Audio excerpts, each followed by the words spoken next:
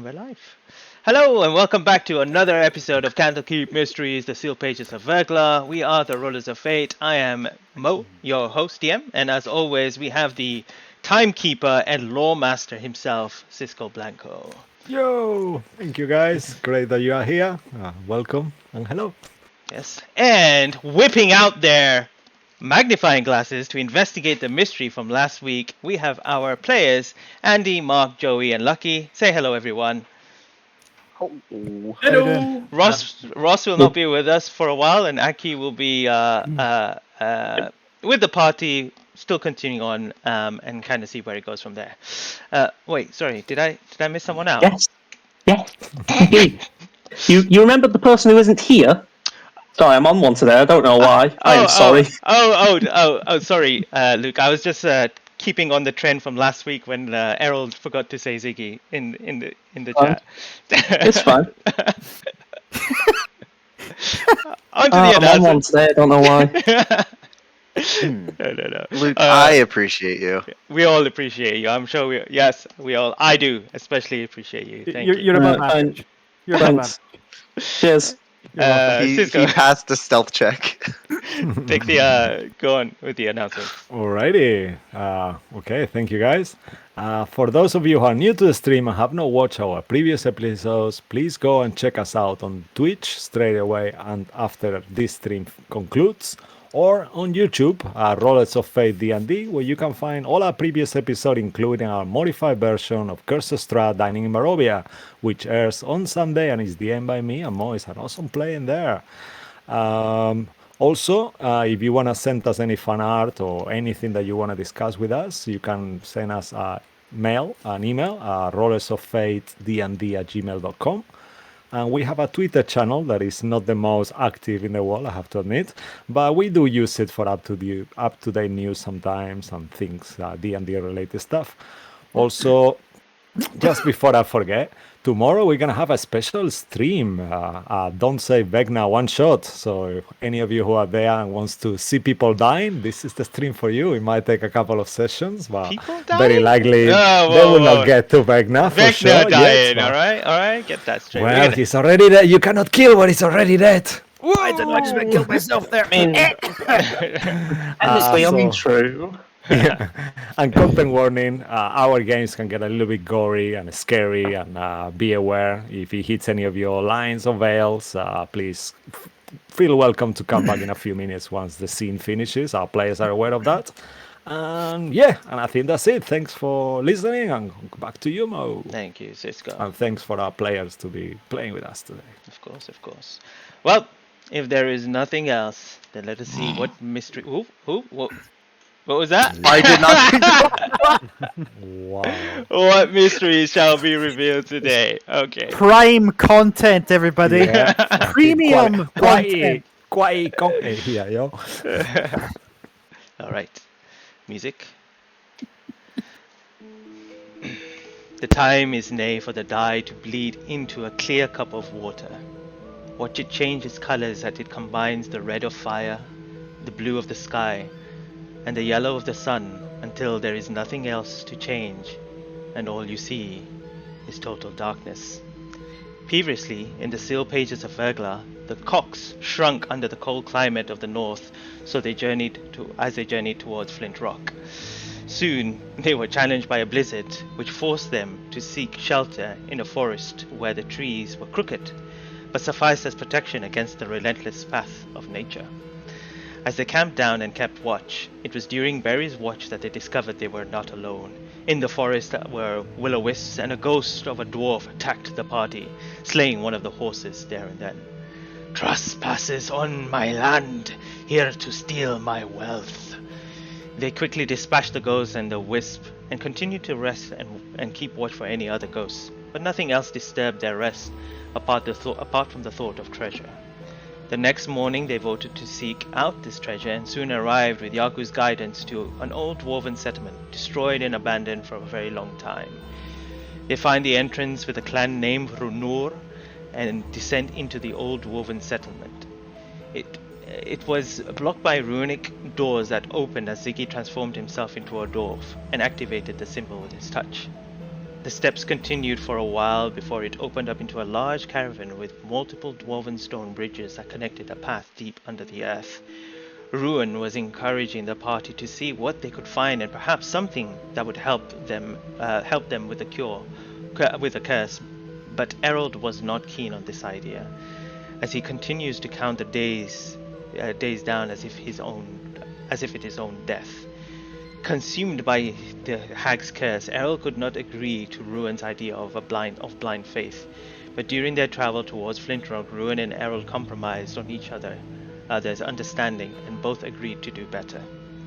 The road to Flint Rock was still long, and they soon arrived at Tribor, where they saw a statue of an elder brain being struck by nameless heroes. And they soon spot the sign of Flint Rock, which would only be traversed by foot. As the party arrived at Flint Rock Village, at first it seemed abandoned, but then they could see a glimmer of light coming from the highest of balcony from this home which was built into the rock itself. They cautiously ascended to the top to discover the massacre at Flint Rock. 7 dead dwarfs, bloody keys, and music that Siggy begins to play. And as he does, the magic infused in the piano creates a coagulated humanoid being that leaves the party with a message. And as the message is said and ends, you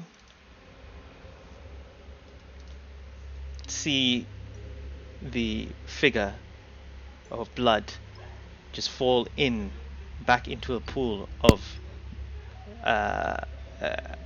on the table, and there's blood that splatters across every one of you, and then there is just this kind of total silence. Nothing else happens, only the fact that you now smell even worse because you guys don't take baths. And we begin our story from here. Saying that, I will cast Prestidigitation on as many as possible. So, Thank you. Thank you, Ziggy. what the fuck was that? Could you immerse me in your prestidigitation too? I feel a bit stinky, just down there. Sure. Barry will say. Oh, thank you. I believe Aki has some soap for you. You can maybe... Oh, a soap? That Yeah, would be good. Aki, you wouldn't mind giving up your soap to a friend, right?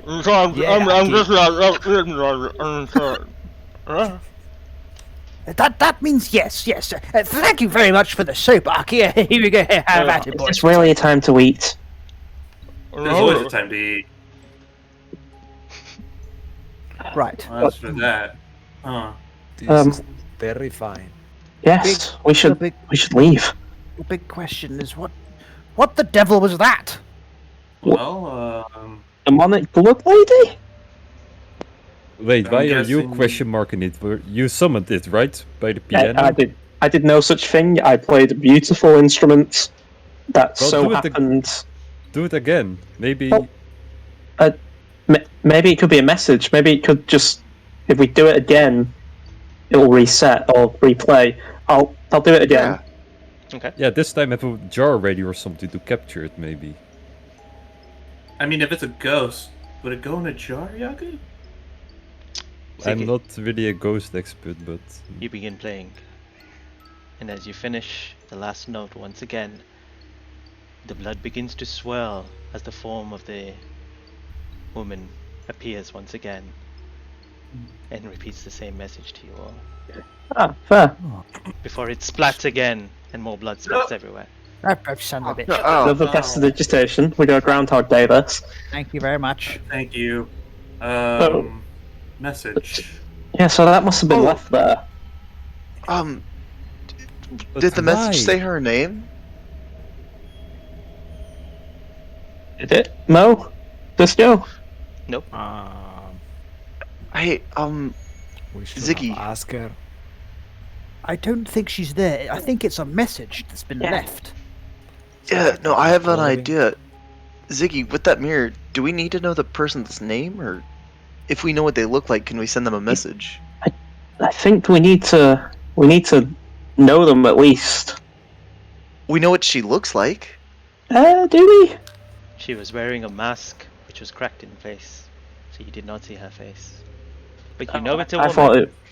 I thought it was just a woman's form covered in blood. I thought that's all we saw. Hold on a moment.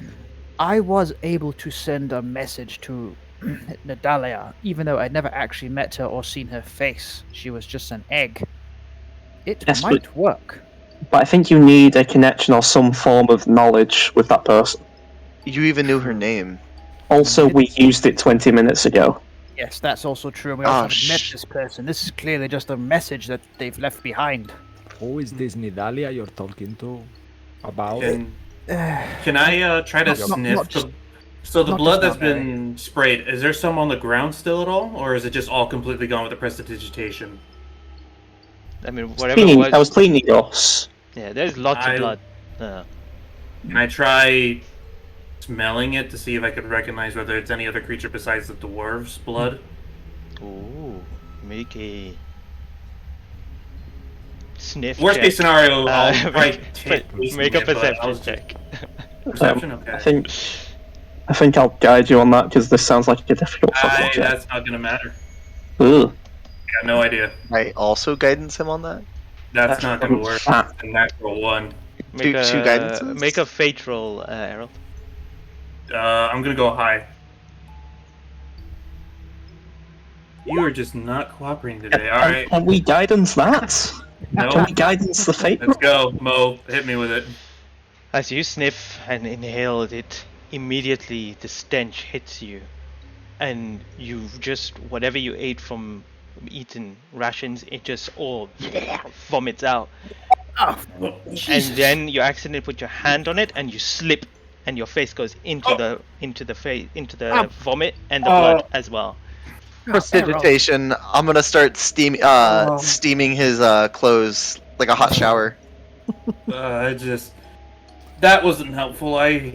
Maybe we should just come away from the scene. I think it was a good idea. We should have a quick check before we go. I mean, we are here. We've seen the I message. feel like I kind of contaminated it. Why don't you try sniffing the blood?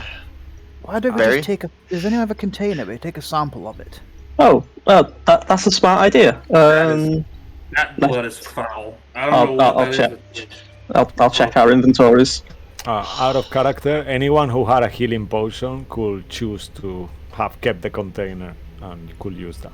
I've had loads. I'll just say I kept one of the... Because each actually container healing potion vial costs 1 gold. So you shouldn't throw I away. technically have a file because Why do I only know this now? Sorry, Mark, what were you saying? Yeah, I have a file technically over where the beholder steers were once in, but now Rune has those, so... No, I'm not gonna cheat. I have didn't what? keep the vial. Ruin. As you I will sniff it. It's okay as well. Yeah. DM. Sure, no worries. Make a perception check as well. Ruin, as you kind of begin walking around, kind of assessing the situation, as you get close to Mary Bell's body, you see your shield reacting to it. Like it's kind of glowing as you get closer. I'm gonna take the shield off, try to fold her arms over her chest, and put the shield on top. As you rest the hands on top of the shield, there was this shimmering of magic, an enchantment that was probably put by the enchanter himself. It fades away, and you begin feeling this kind of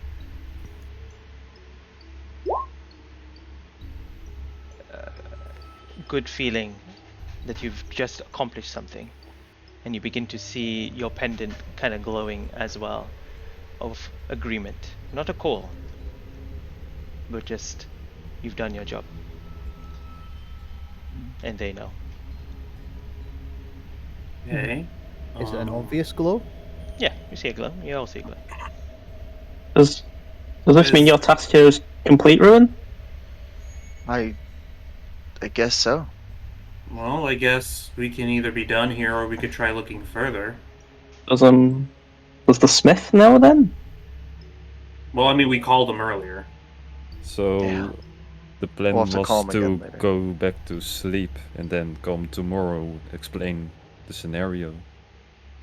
I mean, I don't know if I feel comfortable sleeping with the possibility of whatever killed everybody here, No, especially in a violent way. I think maybe we should look around, see if there's anything helpful, and then make off as soon as possible. Maybe Yeah, that's- sleep downstairs or wherever it was. Yeah, but why would the creature make a message first and then still stay at the same place? To me, Well, it sounds like Make a Constitution saving throw, Harold. okay. well, I keep looking around, only That's a a 14 14. can all of us look around? Sorry, Barry. Sorry You about that. you cough a little and you realize there's blood in your mouth, but it's your blood. He's gonna start breathing practice. My lungs seem fine, but why the hell did I cough blood? And you start feeling very your body starts very lethargic. You start seeing double and dizziness. you alright, Harold? Aki, can you Oh. hear him? No. Yeah. No, that didn't. Cast Cure Wounds doesn't fix his situation.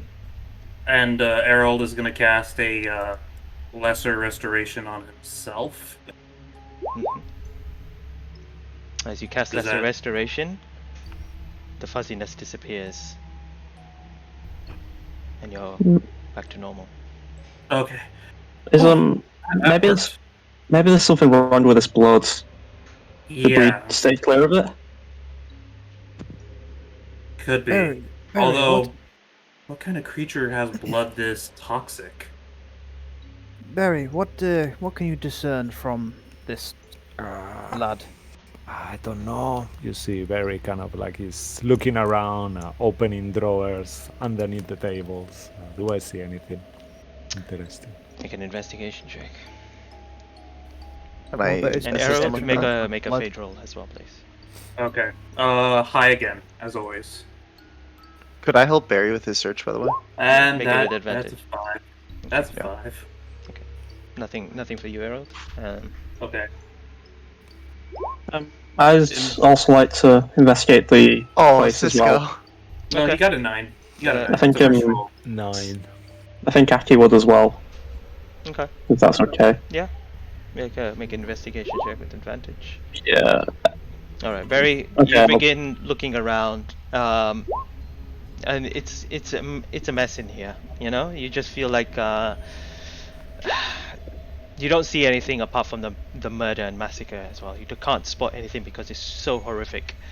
However, Maz, you begin looking around, I and you, rolled a 20. in the direction where Barry looks and looks away, you begin to notice things more in detail.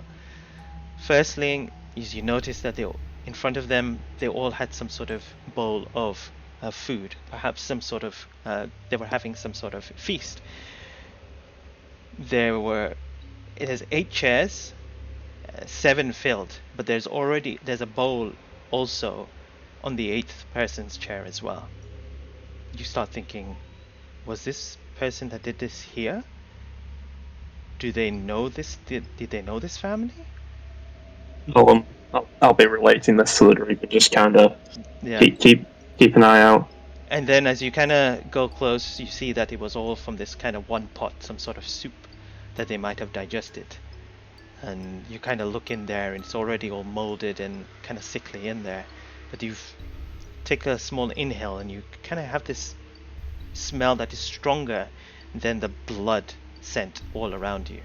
The kind of irony scent of blood all around you. There's this another, and you've smelled potions before, but this is more poison, as if someone. And then you kind of look towards Errol, who slipped on the floor and had blood in his mouth, and then you realize, did they congest poison? Were they poisoned to death first? Yeah. I'll relate that to the groups, making sure everyone stay away from the food and blood. It's poisoned, Alright. Good definitely. idea not to Something ingest strong that. as well. With that information, can Joku make a medicine check to see if they indeed died before they got poisoned or if they got killed by, removed eyes and tongue? Make a medicine check. Could I help him? As I was also going to say I was going to guidance him, seeing he is doing something. Okay. Yeah, Well, sure. Then it's and 23. make it That's with advantage. hopefully high enough. Okay. I'm just gonna keep Just an in eye case. on like Okay. the Yeah, near. 23. Not going downstairs, but I'm gonna keep an eye on the door just in case if there's anything there. Okay. Just As to you make keep sure we have watch, reliable. Yagu gets to Yep. work. Yagu, you begin thoroughly checking with clear water, seeing what the substance are around you. You begin looking at the pot itself and eventually get to the people to see if they had probably died. What you gather with that information is that they didn't die. This poison makes you unconscious, makes you feel a lot of pain in the inside, so a lot of suffering. It's almost burning you in the inside. And you kind of saw it with a little bit with Errol, where he just coughed out a little bit. It is very potent poison that was used here, very lethal. So that gives you another clue. Where could someone actually possess such lethal dose to use here? You also kind of figure out that yes, they probably were all alive before they died or got killed. Like most creatures.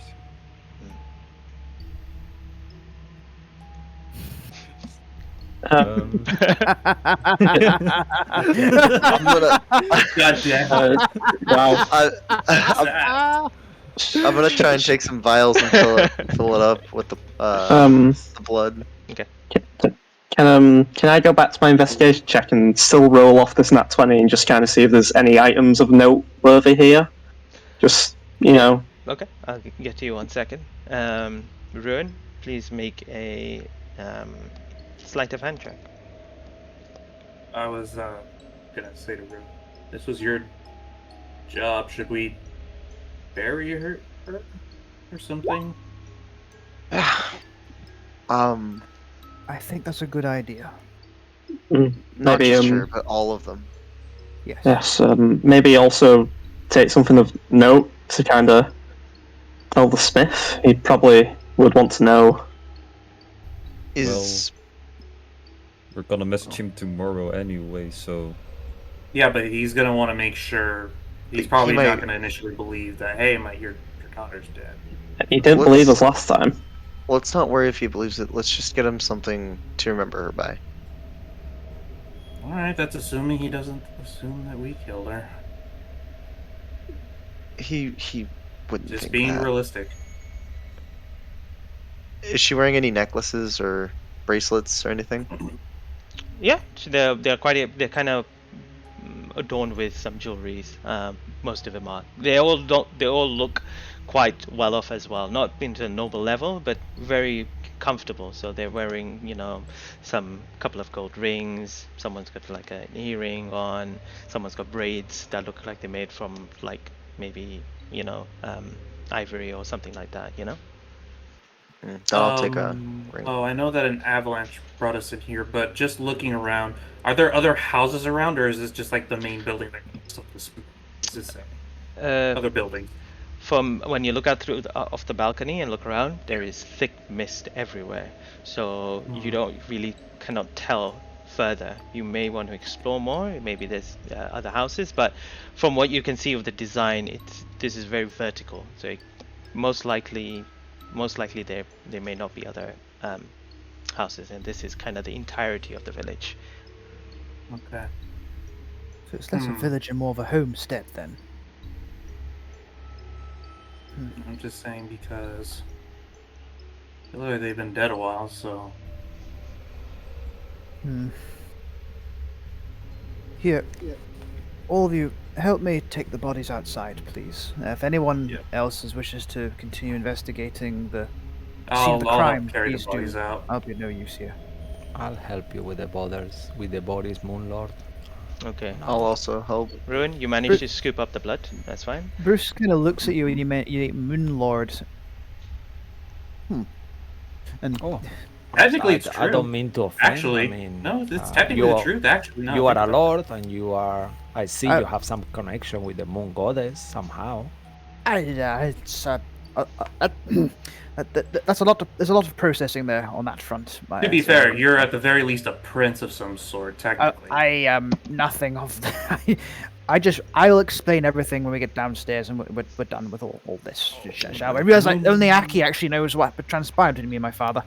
Anyway, let's just move all these things, shall we? Bruce, make a sleight of hand check. Barry, make a sleight of hand check. Okay.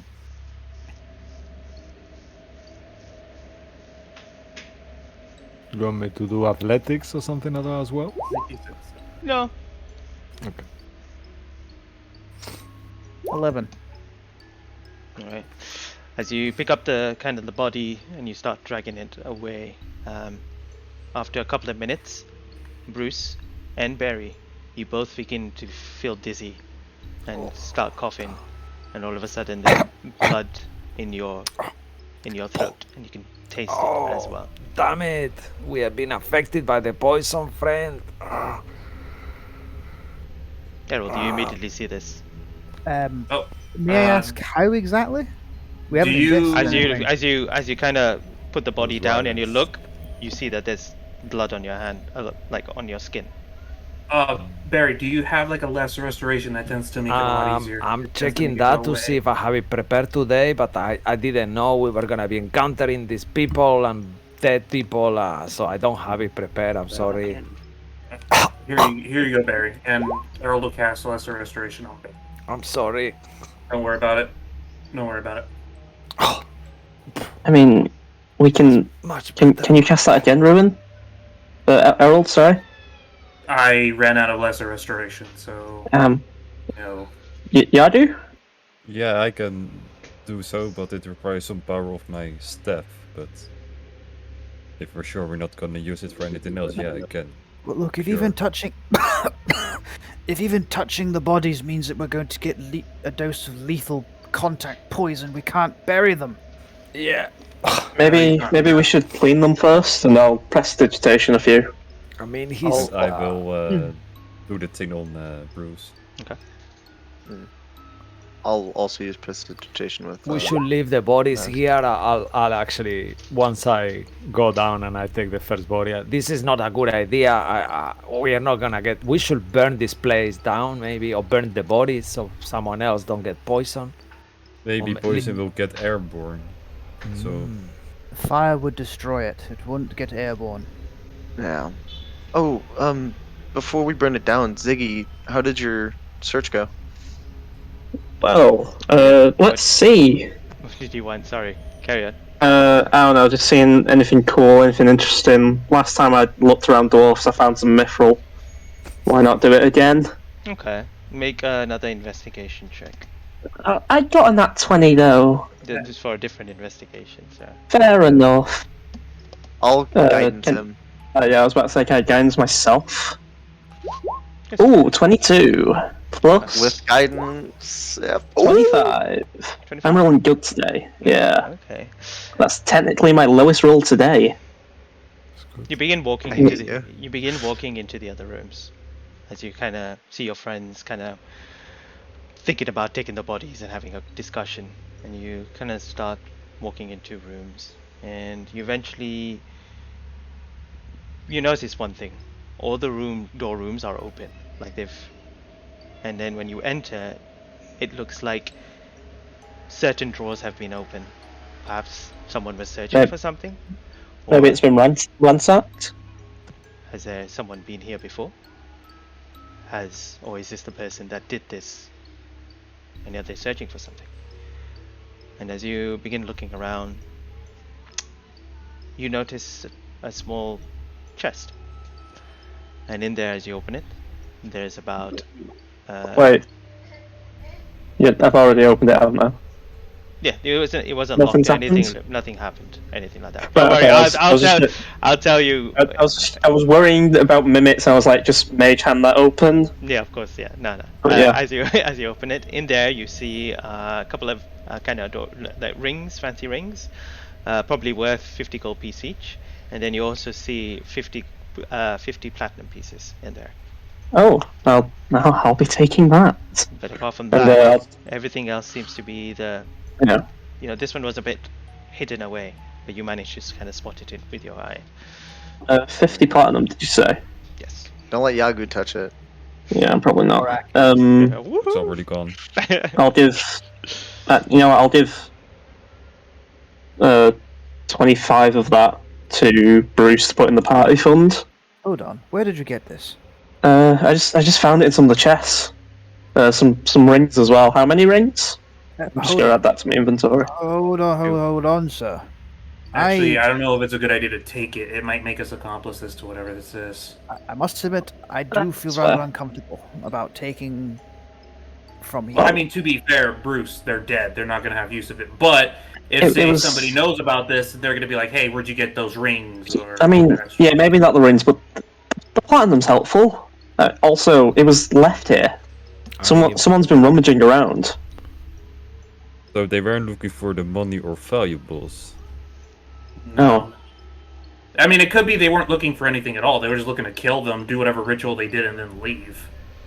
Why You can then? always take the rings to the smith back as an, we found these, maybe they mean something to him. At the Yes. very least, it'll Hey. make it for sure that we've been here and that, we're telling the truth. But anyway, the money could be helpful here. Bruce, you've been handling finances. 25 platinum. I personally think that we should. He is the next of kin. We should return their belongings, or indeed the money, to him. I prefer personally to do that. If you want to do the morally thing, we can do. I'm already But holding on Blue's- to Bluebell's ring. If you guys were okay with it, I'll hold on to the other rings. I mean, Inside check. I look at his face and I'm thinking, could I make an inside check to see if he's trying to keep them? Okay. Yeah, go for it. Is that okay, Mo? Yeah. Sorry. Yeah, go ahead. See here. All right. I mean, what do you think he is? That's I mean, I've known him for a few days already. I know Yeah, he's sure. a bit of a trickster. So I'm just assuming, 18? I'm being genuine. I just want to hold the rings. Alright. I feel bad for Bluebell and her family. Ziggy, did you manage to find any portraits or names of the people that are living here? I don't think so. It'd be a weird thing to keep around, though, wouldn't it? Not necessarily, or some- even a deed. Well, maybe, but I think most of it's gone. They left the forge alone. They also left the money and the gold rings alone.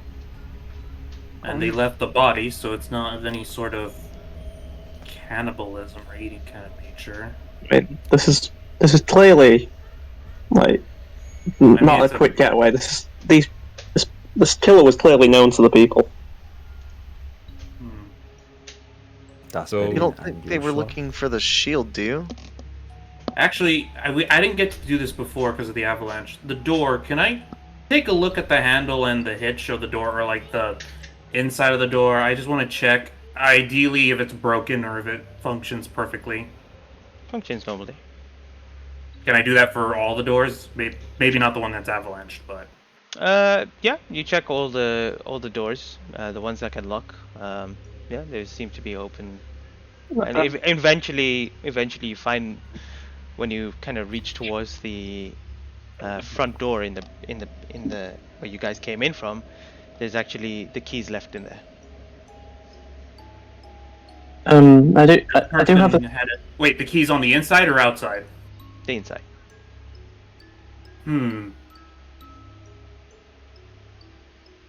Somebody let him in, I think. could It be was already in. So someone that they knew. if it's all the same with you, I may have an idea on gaining more light on the information. Oh, what do you have in mind? Taking my card deck out, I may need some help though, or at least an hour of 2 of yours time. I can- Does it matter which one you get the information from, or can it be Uh, all of them? No, I mean, if I do perform my spirit session with a few of you, I think I can access speak with dead. Yeah, but that's only one corpse, right? Like, depending on which one we ask, it could be something as simple as, I was just stabbed, or oh, I noticed this gentleman come in, or individual. I mean, That I sounds assume like a they. good idea. I mean, I assume they know who was with them. You know, the seventh missing person. Yeah, and also keeping in mind, I'm only thinking maybe if we're gonna do that with Bluebell, only because we did do her technically a favor of her legacy, so she'd be more inclined to answer us. I would point out, Fair though, enough. that it might be, but you might also be better off asking the head of the family, or specifically the eldest of the household. Yeah, And which one Let's. would that be, actually? I Everybody looks the assume the most biggest mature. one. So If you guys are okay with it, I'd rather it be Bluebell so we could at least tell her we delivered her the shield. She might I be mean, I dead, but think. it's still nice to let her know.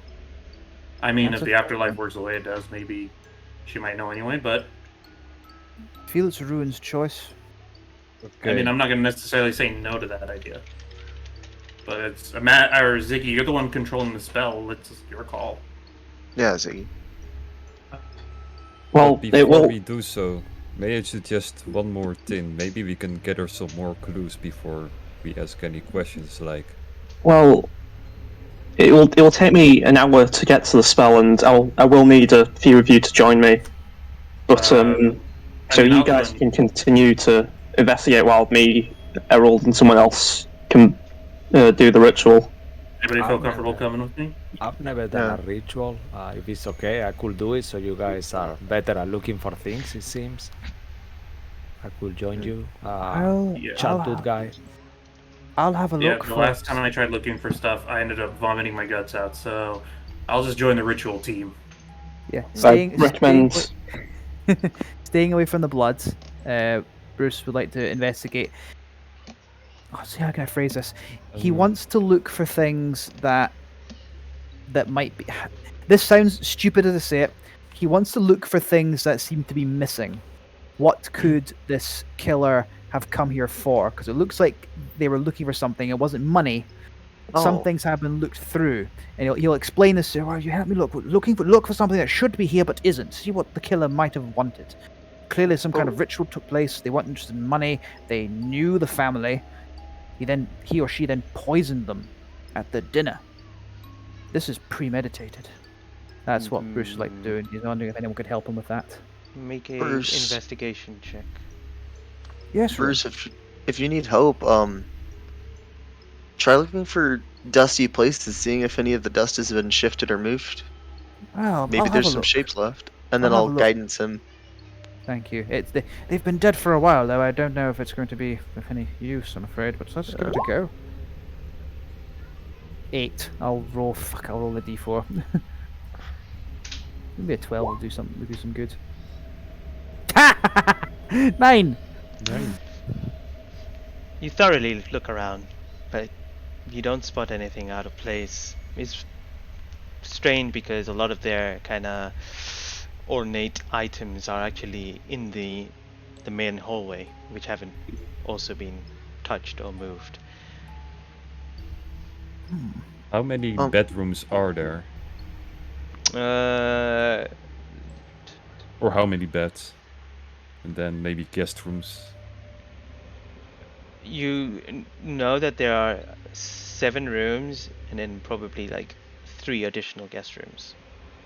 So almost like 10 in different level of the floors as well. Do any of the guest rooms look used, or do they look the same with the door open and drawers out? One of them does look used.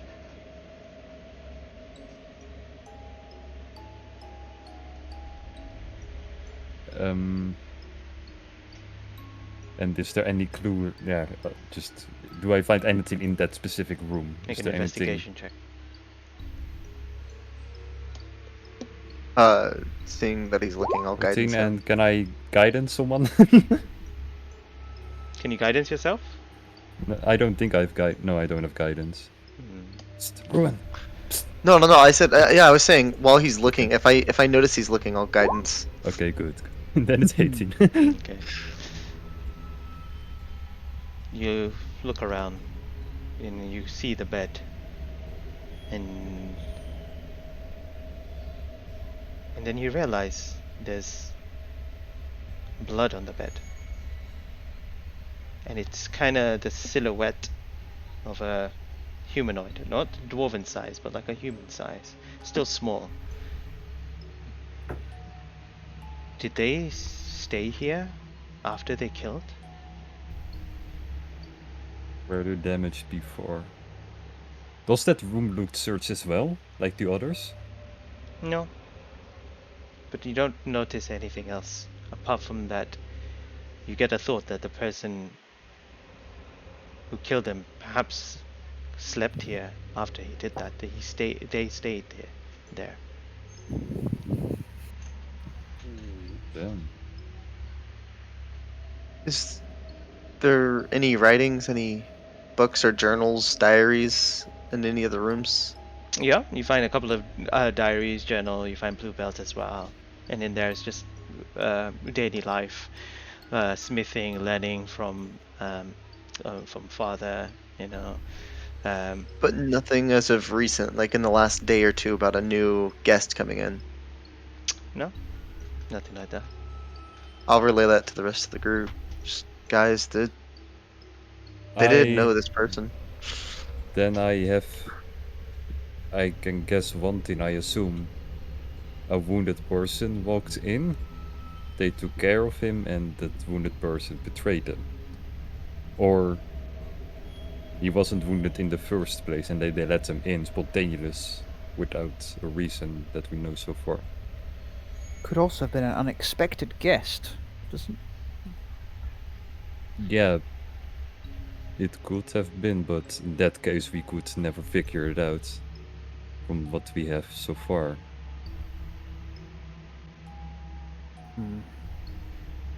This is a very tricky one, but my main question is, what are we going to do with this info? Like,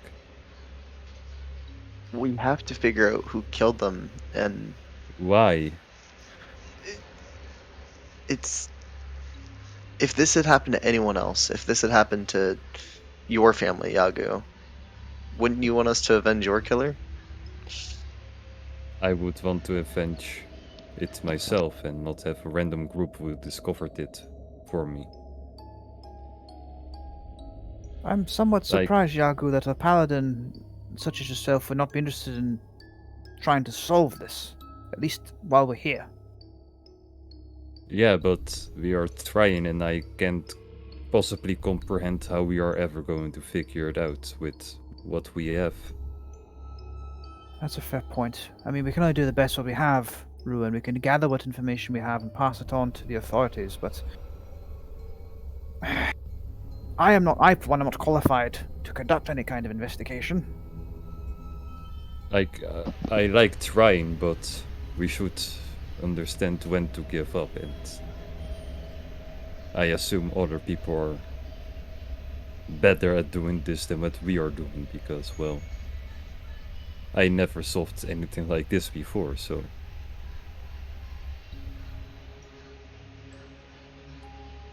Well, give me the next hour. Hopefully, we can get some more answers. Oh, I thought we were already doing that. Anyway. Well, Andy started speaking. I thought. We are Yeah. not there, no? Actually, or No, we I are- don't know. I began Right. talking when I began investigating. I assumed Yeah. you were doing the ritual. Yeah, that's what I thought it was too. Just assume everyone's there. It's fine. Okay. Oh wait, no, Andy, you're not in the ritual. Sorry, No, I just remembered it was. you Sorry. can ask the barbarian It to was be in a me, magical Barry. ritual. was Really? Harold I mean, and Barry. it can be anyone. Yeah, it was Harold and Barry. Sorry. Well, in that case, let's wait Ignore the me. hour and see what we can get. But what are we going to ask them? Like, I think Ruin should ask the questions. Let him decide. It's only fair. Are you guys sure this is Ziggy's magic? And I think it's fair to let him do it. You're the one doing the delivery, my friend. You know the enchanter better than we do, and just what I think. That's all. Well, I'll let you guys in on my idea then. I was gonna try and read her thoughts and see if maybe I could have seen the killer that way, or I'm not sure if it'll work on a dead corpse, but yeah, I was just gonna say Well, I'm read not somewhere sure. where I wouldn't recommend doing that. It's not a bad idea to try, though. Yeah, so while Ziggy asks for the questions, I figured I'd do that in the middle. You can do both, can't you? What's the spell? Detect thoughts. I'll put it out there so you guys can see it. Okay.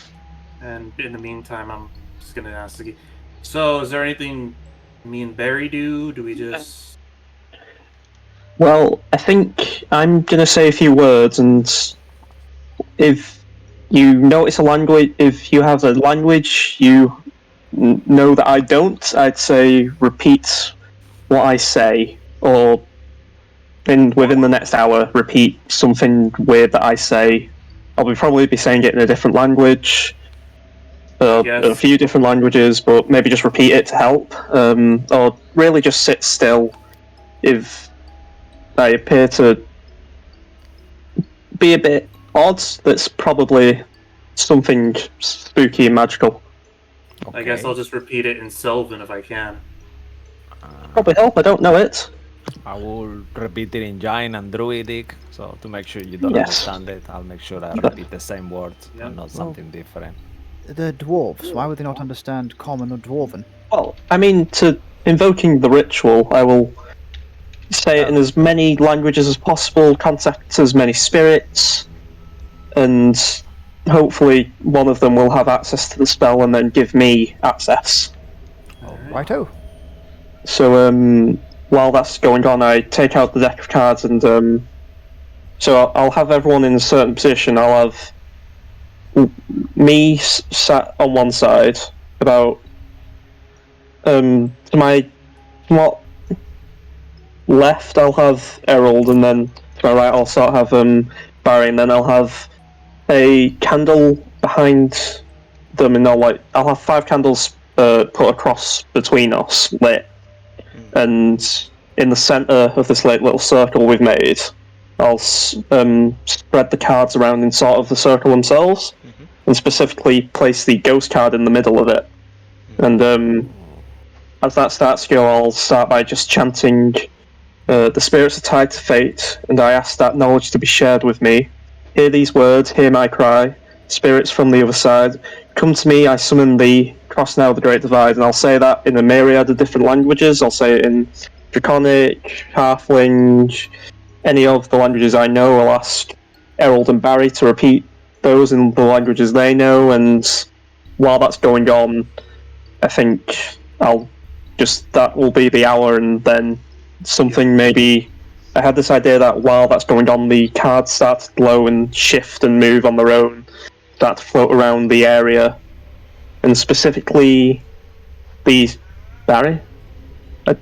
Yeah. His name's Barry. Sorry, Oh, sorry. I saw a Discord message. oh no, don't. Barry. That's your name, isn't it? My name, yeah, Barry. Barry, It's Barry. Barry is Barry. Barry. Yeah. I've been saying Barry. Oh no, it's Wow, fine. I've Lots lost all of people focus. pronounce my name differently. Anyway, so Barry, I'll be saying that and having them repeat the same words, and then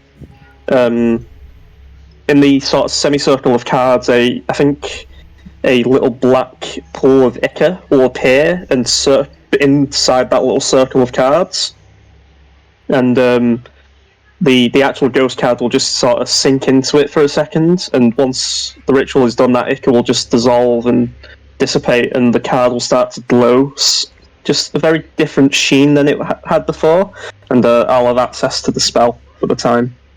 Wow. That was pretty good. I'll add to that though. As you pick up the card and it glows, only you see this. You begin to see like a moment in time. You don't know when, where, or who, or what it is, but you see Goliath kind of standing next to some pedestal, Penelith, and looking back. You don't hear the words, but you hear this kind of chanting in the background, but also the words kind of muffled as well. And then you just see him kind of slit his wrist, and you just see blood pooling down, and as he falls unconscious, you just see this kind of spectral version of him appear in front of you, And as he kind of turns to look at you, it kind of disappears and fades away, and you have the card in your hand. I'll just tip my hat to that spirit and just say, right, that seems to be it. Hopefully that wasn't too odd for you all. No, that was awesome. What was odd? It was just you just picked up a card. Oh, Yeah. maybe you didn't. Maybe perception's different when I do this. Right, I should be able to contact now. I specifically will have to ask these questions, so I will need to know what you want me to ask. Okay. Which Any kind ideas, of- guys? How many questions can you ask, actually? Let's see. I can ask, I think, up to 5 questions, and I have 10 minutes to do this. So Okay. 2 minutes a question should be fine. And did I'm this? assuming the questions have to be very specific. And I'd only get what they knew in life. Right, well, who did this? They might What not was their even know name? that. What was their name? But they were clearly poisoned. It was what was their name? Is that what you asked, Bruce? Yes. Yes. Of the Who killer. did- Oh, okay. Who did this? And then what was their name? Or what happened? I mean, I can do this multiple times. I have access to the spell for the rest of the day. It's just this is a heavy spell. It'll. I won't have any of my big guns. Well, we have 3 potential questions already. Yes. If you wish to use my suggestions, but it's entirely up to yourselves. This is all beyond my area of knowledge. Kind of a morbid question, but if we are going up to Ruin, you said his delivery job was to pass on this shield to her, right? I'm having a hard time remembering her name. I'm sorry. Bluebell. Bluebell. Yeah, it was. Could ask her if we can take the shield back, since it's her property. It'd be No, her giving permission. that's their treasure now, even if they're not here anymore. All right, and I guess we could also just ask them. No, not what was the most valuable thing, because I know it's not a question, but could you tell her we've delivered her shield from her uncle? She won't know. This spell, it reanimates the corpse, but not the soul. It won't retain any new information. Then could Maybe you ask do only how one she died? corpse? No, I mean, I can cast a spell 3 times a day. It's just this is a high level spell, Yeah. so we should can ask think more of than the one. questions, yeah. But there's also another thing. Does anyone know how long it's been since these people died? I mean, we're judging by the amount of blood and the fact that some of it's dry and some of it's not. It didn't looks you- like it's maybe been a day, maybe Didn't 2. you check that, heal dude? Yeah. I can always try a medicine check on them. Maybe I can figure it out a If little it bit, helps. but it Sounds won't good. be extremely accurate because, well, I'm Just not don't that good lick. with dead bodies. Just don't lick the blood or anything. Bruce has quite a lot of experience with dead bodies. He's good at killing people. Could I have a check to see how long they might have been dead for? Yeah, you can both make medicine checks separately. Or I mean, one- even without checking them, the food has been rotten, so they've been here a while. I'd like to. Could I give? I was going to say, could I give Yagu advantage? Yes, you I'll- can. I'll also guidance if need be. Then it's another. D4. That's a 22.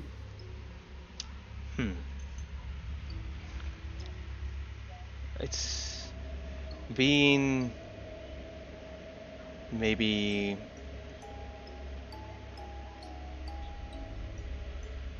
from the kind of the coagulation, the food, whatever is kind of around, the amount of kind of snow that's kind of been hitting this area, not being cleared up, the wet floor, maybe about a month.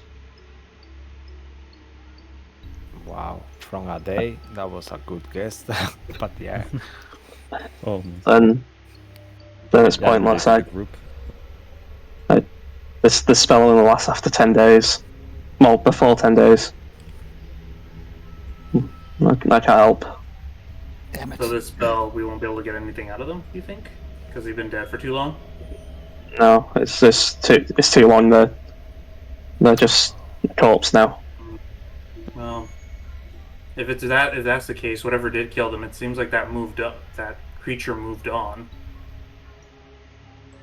I don't see any sign of a live creature of living a month over here, so We're not going to be able to. Tiggy. In this disappointment of you not being able to use this spell, you notice something as well. Is all the dwarf jaws are unhinged. They're dangling down. And their tongues are also missing. Would this have actually even worked? Oh. Would they have been able to speak? And then that kind of clicks to you as well with continuing on with the kind of investigation around the corpses itself. Whoever did this is probably did this calculated, a calculated approach. Tried to cover all their bases to ensure even the people with supernatural abilities wouldn't be able to figure out from their victims. I'll obviously relay this to the group. I mean, now looking at it, even if it was the right time frame, someone's definitely, yes, someone's made sure this couldn't happen. Why would someone do this? This is really bad. I mean, they are really horrible people. I mean, a whole number of things: power, sacrifice, Disgruntled appeasement, retail. It's a difficult game. Sure is. Has there been anything in the house to suggest this family had such a dreadful enemy? We've searched all over. Can you think of a reason why a stranger would kill this many people this brutally, other than an enemy? They're rich. Oh, yes. Then why is the money still there? because Power. the money wasn't the important one. They probably had something, but well, we can't figure out that because it's gone, most likely. Yeah, maybe some relic or something You know from what? some I'm evil gonna head back creature. downstairs. I'm just gonna take out my bow and not draw an arrow. I'm just gonna shoot like an acid round on the floor and just take a look around at the under parts of the floor. You shoot. See anything? No, it makes a little hole on the floor of wherever the kind of laminated floor is, and it just makes a little hole. Question for the DM. With the use of prestidigitation, can the bodies be made safe to move? You notice that when you were holding them until the blood got contact with you, that's when the effect started to happen. So if you possibly make sure there is no blood left on them, then you can move them. So prestidigitation would do that then? Yeah. Okay. I'll start trying to prestidigitation the blood off the bodies. I think we would both assist. will. Yep. I would very much like to bury them. That's fair enough. I don't think Aki has it, so I don't think. Yeah, he doesn't. Does thaumaturgy help at all? No, that just makes it louder. Yeah. You can do a lot of things. What was it that you to make a hole? No, right? Yeah, I'm looking at it. Well, I think It just it'll does just be. candles, sounds. Yeah, I think it'll just be me and the ruin then. Okay. As you begin taking the bodies down after they've been ensuring now that no other blood is being in contact with you all, you slowly take them down, all the way down to the front part of this, where there's still this kind of ominous feeling of silence and mist, thick mist that's kind of going on. You do notice as you kind of see the mist kind of dissipate a little bit, there is actually a few rocks from the landslide that happened earlier. And as you kind of come out, you look around and you do see kind of an area where they were probably doing some sort of own crops and growing and stuff like that, a bit more kind of looser ground. where is a possibility for you guys to bury them there. I think over there would be a good shot. A good shout. And, what's in What there? do you think's best? We'll take the bodies over there, and Bruce will start digging. Okay. I'll help as well. Sure. Thank With you, a Barry. shovel.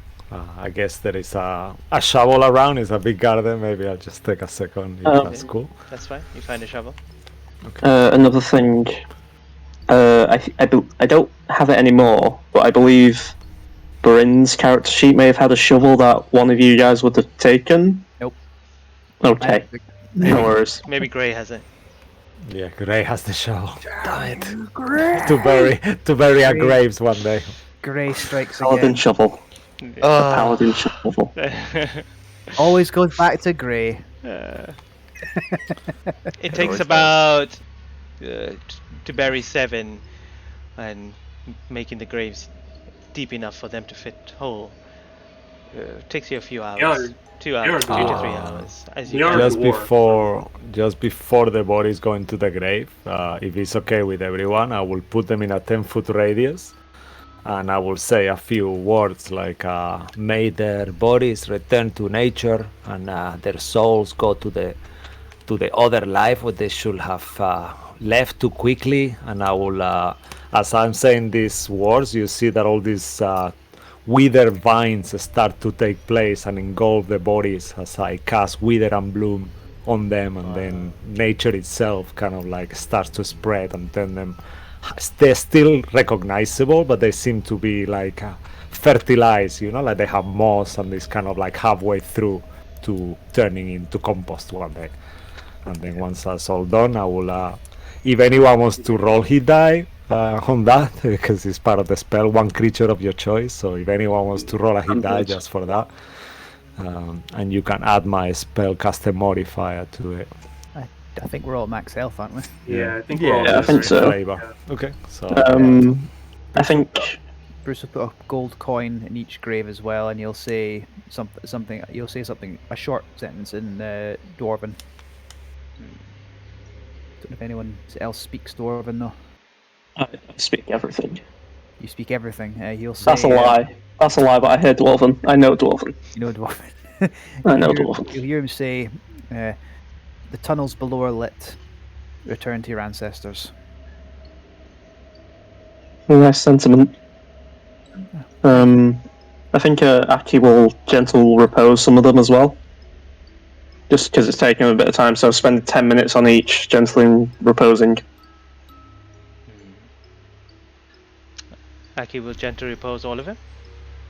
Yeah, sure, because he said it will take you like a good few hours and that to move all 7, so Okay. if you can spend at least 10 minutes on one each over these next few hours, I think it'd be fine. Okay. So he does that. And then once they've been buried, I'll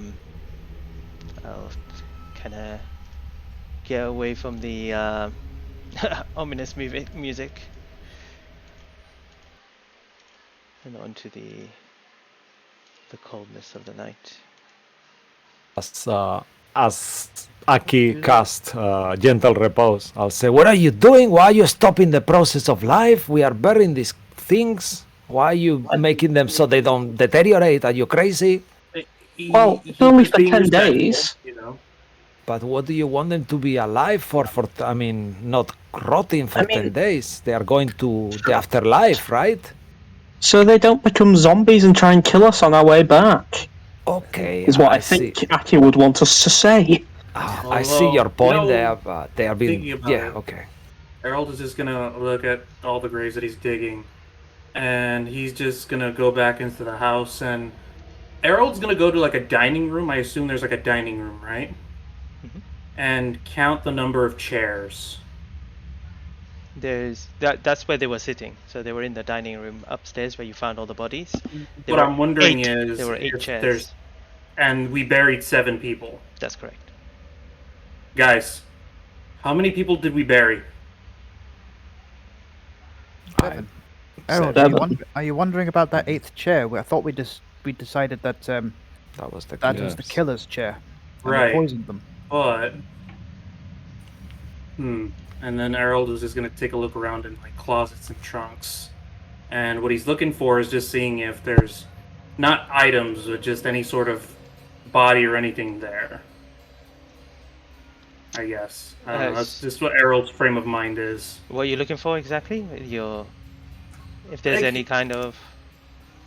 Either person or a body or anything like that. So like anything that's like seemingly living or enough space to where somebody could hide. Oh, no, it just looks like an open, huge kind of rectangular table where everyone was kind of sitting. There's no hidden compartments with your, checks and looking around. You kind of come to the same kind of conclusion that there was a person here who is not, and perhaps this person did this to them.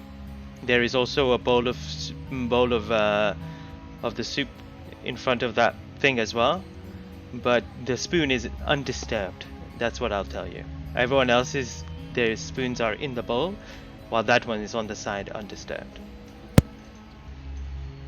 Never mind. Thought it was something else. So, this is the conclusion I've come to.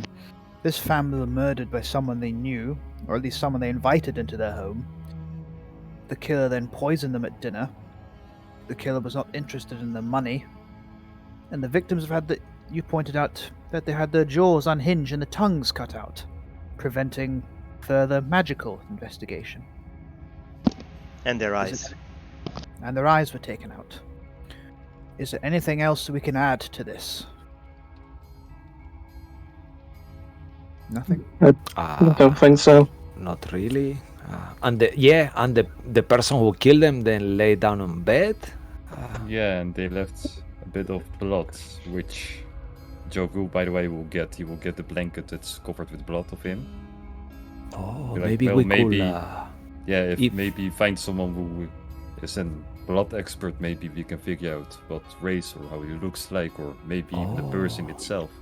Maybe you can scry on that person. I don't really know how it works, but Me neither, but well, there are not enough powerful mages in Kenukit. Maybe one of them, We can I give it to think- the enchanter, and he could. Maybe. Maybe. I don't know. yeah, maybe the dwarf himself is his relatives. Maybe if we give him the blood, well, I'm not Yeah. gonna be going there, but if you give him the blood, then maybe he can sort something out. Exactly. So, yeah, I would just take it with me or throw it in one of the bag of holdings that either one has. Are you guys going back to Candlekeep now? I believe that'd be the best course of action at this point. Yes. We've Yes. done what we needed to do here. So I guess this is where we depart, take our own ways. I'm going back to see my friend in Are 10 you- towns now, so I'm You're gonna traveling be all the okay way. making it there on your own? Yeah, of course.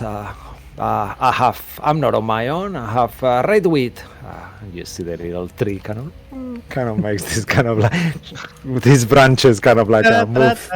Yeah, it does like that. And but it's been a pleasure to meet you. You all are really extremely talented people and amazing. It's been a pleasure working with you, and I hope to Before see you- you again. Before you leave us, thanks for your help. I know it's not enough to replace the diamond you used to save Yagu, but I'll put 21 gold in his hand. Oh no! Please, please, please! No, it's fine. It's a gift. And then I don't really have much else to give. Oh, that's so sweet. Thank you so much. I'll reach out in my pouch and I'll give Ruin this little moonstone. It's like a tiny piece. This is it is very. When you look at it, you can think maybe one day we will meet again, and as long as the moon is in the sky, I will be around. It's been a pleasure. And then I get a scroll as well that I'll kind of like once as everyone is leaving, I will go to put my hand on Moonlord's shoulder if he allows me. Sure, you was wanting to ask you something before, just as you were leaving. So yeah, go for it. Go for it. I have this scroll that my father gave it to me quite a long time ago before I left my home. As I told you before, he had a little rat companion that he awoken and he was able to speak and things, and he wanted me to maybe one day, if I meet a pet companion, that I could do the same to him. But then walking through the forest, this fire spirit came to me and he's fully awakened, so I thought this could help you with your little rat pet. And I'll put in his hand on a scroll of awaken. And what is a scroll of awaken? This will be able to make your little pet speak and become intelligent, just like you. He needs it. What? Yeah, you can use it in a plant as well. It will make whichever creature you use it, it will become full sentient and forever. So it will be as intelligent as you and be able to speak your language with everyone. So I hope I think it was called Creepy Peep. Oh, yeah, Creepy Peep. Reapy cheap. Oh, all right, yeah. Yes, good sir. Maybe he will enjoy it. Bruce will take him in for a very hearty handshake and says that is most generous, sir. Oh, I'm just gonna embrace him. He'll give you a big hug back as well. It's been a pleasure. I feel you. You are somehow so similar to me and yet so different. It's wonderful to meet people like us. Thank you. And before you go, Moon Lord, how did you? I'm still trying to figure things out with Saloon and what that means for me. How on earth I don't remember telling you about her. I am so in touch with Miliki that sometimes she tells me things, and I felt it. She tell me there was you were a friend. She's very good friends with the Moon Goddess, and it's something innate. It's not that she speaks to me, but I felt it in my heart. So, and I hear in your accent you are like me. You are raised from a noble family. And I hear it. I see your manners. You are like me in that way. Well, third time I was. Haven't been there for more than half my lifetime. You're not too far off. Although I'm no one's lord. I actually gave up my title. Oh, well, I Better guess for the family, honestly. I'm no one's idea of the head of a noble house. they should be lucky for you to be in charge of any family. You have a heart of gold. Need a lot more than that to be maneuvering with Faerun's high society. Yeah, Sort things you're out with your right. own father as well. Yeah, I mean, it might seem impossible, but you could be amazed at what you can do, and what somehow people might surprise you. I know. I'll have to go to Misty Vale at some point back home. I heard that some funny tower disappeared from there, and I'm quite curious. This wizard scholar's tower that was quite close to my father's home, and I got some message from my dad. So maybe one day I'll check that out. Well, good luck to you, old chap. Well, hopefully we'll right. run into each other again, and you can let us know how that goes. Okay, all the best, and once more a pleasure to meet you all. And Safe travels, sir. Safe travels. all right, and as Barry turns around, Redwit will vanish off his shoulder, and he will jump. And as he's jumping in midair, he will turn into a white wolf, like a winter wolf, and he will start kind of running without looking back and get into the snow. Well, Oh, I'm so sad. He'll make a good archdruid. no doubt in my mind. Anyway, Right. we should be heading off. Let's move away from here. This place is basically a crypt, and Yeah. I can Yes. It's Fine. find another spot to make camp. Yes, it's getting late though. Maybe we should only ride for maybe a couple of hours. Don't want to mess up the sleep schedules. Well, I'm not letting you ride on my back. We're walking. We had to let the horses, remember? Well, I meant once we get back to the horses, of course. It's a day and a half. Let's travel for a little bit, find some place to bed down, and if we're quick, maybe we'll get back to Tribor by the evening. Tomorrow evening, even. Maybe. Okay, so I have calculated your trek back to Candlekeep. Oh no, maths. Yep. In total, please tell, because I've just done it according to the map calculator, which is pretty good. It'll take you 62 days from Flint Rock. 6-2. So half that to 31 days. Wow. Okay. Cool. 31. Good, Okay. Ooh. So we are on the month of the 2nd of Nightal, that is like December in the realm. So by the time you guys get there, it will be fucking past Christmas even. there is no Christmas here. But yeah. Wait, 2nd of December, yeah? Yeah. That's It's not now bad. will be the That's before 2nd of Christmas. December. Yeah. So, but that's now, So 31 days on top of that. Okay, I was gonna say Christmas is. It'll be the winter solstice on the way back. Yeah. We'll have to celebrate. So we should. Shall we get something to drink on the way back? And on the day of the solstice, we can celebrate. Can we kind of calculate on which day the solstice is when we were traveling? Yeah. I'll leave that to Cisco. Yeah. Yeah, I mean, you could do survival checks and ask around. Maybe Errol being an elf, he's been, how many solstices has Errol passed already? He probably has like a 100 mind calendar like already. It's like 167. It's still on the Yeah, no, 25th. but- It falls on the 25th, right? Yeah, but I was Must wondering Yeah. what village would we enter or where we close to once that day comes? Oh. I mean, we could out in Baldur's Gate. Probably at Baldur's Gate. Yeah, then that's what we're going for, I guess. I suppose I could be convinced to go back to that awful place. Anyway, let's keep going. And on the way, because I'm now kind of excited at this, I wish to use the Scroll of Awakening on Reapy Cheap.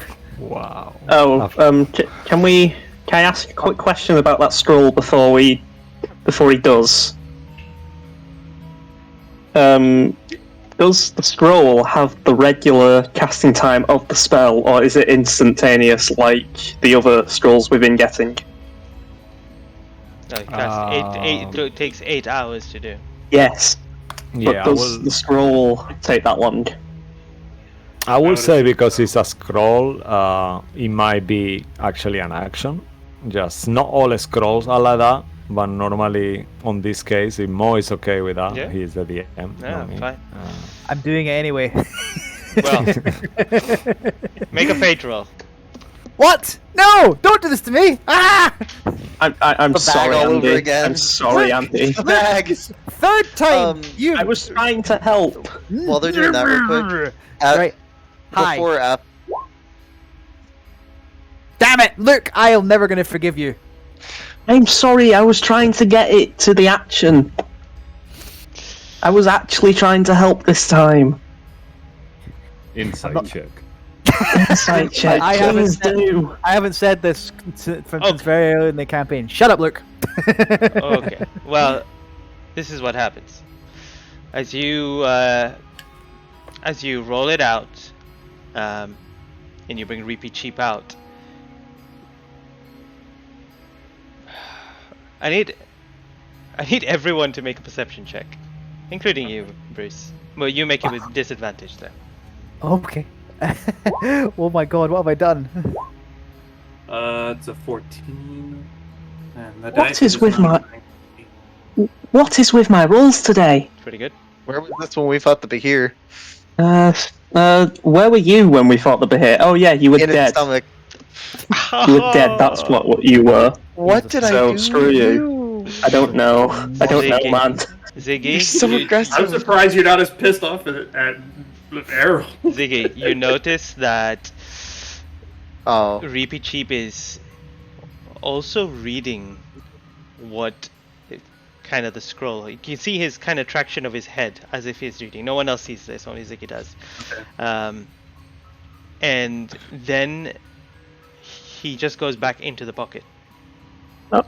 How was that perception roll needed? Like, did not Yagu or Ruin see it? No, Nope. Oh, That's okay. you. very subtle. Oh damn.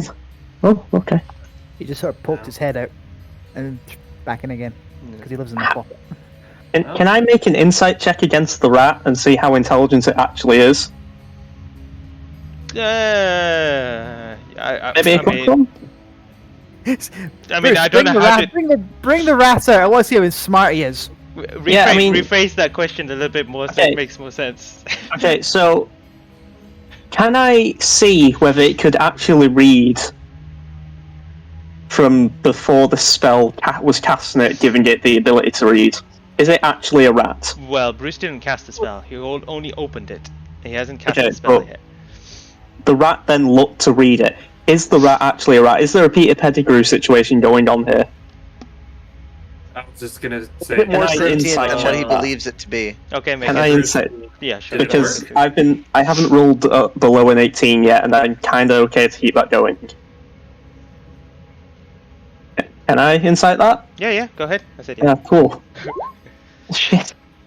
And as Bruce is reading the scroll, I'll be like, "You." I used spoke it too yet? soon. I'm salty and I'm gonna dark gift that another d6. 15. Just seem not interested. You know what Reapy Cheap is like. Okay, fair enough. I won't mention it then. What was that, Harold? I'm busy trying to read the scroll. It's rather wordy. Did it? Oh, I was just gonna ask if it worked yet or if you used it yet, but I guess you're in the middle of that.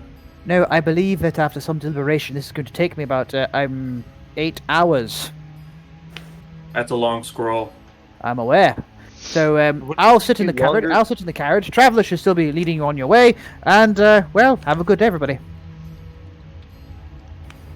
Okay. Are Errol you is sure just gonna you're do that able to... thing with his hand where he just waves it in front of Bruce's face. Stop it. So Stop that. I think Cisco said that this one is takes an action to use. So Still, I imagine he's still reading it. And I'm just gonna. Yep. Stop. I'm busy. Stop that. I mean, it's a scroll, man. Do you really need an entire? I mean, Aki read a book, but Let him live. I Let him find live, reading. Harold. I find reading Tiny very is the difficult, sir. font. Reading is very difficult for me. All right. I You will have say, a- just for fun, in the moment you cast the spell, being the scroll like that, it will turn into ash once it takes effect. Okay. And then as we're arguing, it just. So is Ash yet? Basically. That will be up to Mo, because I don't know if the spell Mo, took effect is it or Ash not. yet? I need to know if this has worked. the scroll remains, but the smell does not go through. What? Closes it. Takes Reapy Cheap out. Reapy Cheap. Nod if you understand what I'm saying without my ritual casting of Speak to Animals. Detect thoughts on Reapy Cheap. Ooh. Oh, he's gonna kill you. He's bigger than you now. He'll kill you. He's too powerful. Surface thoughts. He's saying, There. "Is this Grim not stupid? He already knows I understand him when we don't speak."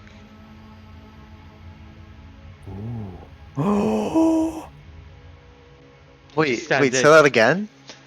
He says, "Is Bruce stupid? He already knows that I understand him when he speaks." He did not say Bruce. They didn't say I'd like Bruce. to He said go- Numnut. So Yeah, no. I'd like I to know, go right? deeper.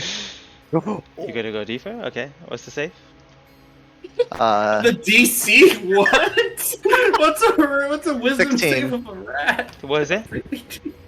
16. 16. Wisdom save? This rat's not a rat, it's a god. We all knew it. It's Asmodeus! As you go into it deep, you think about, I hope we're not eating more rations. I want more food. That pocket's getting dusty. I should move to another pocket. I hope Ruin doesn't come into any of these pockets and takes my space. I'll kill Wait, him. what do you mean I can't go into that pocket? You doing? I'll say that out loud. He turns swiftly, looks towards you when he and he gives you the most. If a rat could give you the most dirtiest look, he gives it to you, and he scurries back into your pocket, Bruce. Oh. I believe the spell worked, Bruce. Are you sure the scroll's still here? I thought it turned to ash. No, apparently the spell didn't go through. Maybe one of us should cast a spell, and you should just stick to traveling, keeping us on the straight and narrow, Bruce, while we travel. Just. Well, I'll put it in the bag. I'll just put it in my bag. You know, maybe it's just the day. Maybe if you try it again later, it might work. This is just interesting. Maybe he's already awakened. He's not merely a rat. Oh, fascinating. While you guys keep checking out Reapy Cheap, could I use that mirror again, by the way, Ziggy? Are we going to use that for the smith? It's still the same day, isn't it? Yeah. No, it's been Well, days hasn't it? Since we've been traveling. I was hoping it'd been a couple days. Yeah, it's been a few days. It's fine. Yeah. Well, then yes, sure. Yes. But I'll wait for the Reapy Cheap hype to die down real quick. He's gone. It will never. He'll never. He'll be there, never die constant. But yeah, he goes back into the thing, and then you don't see him again.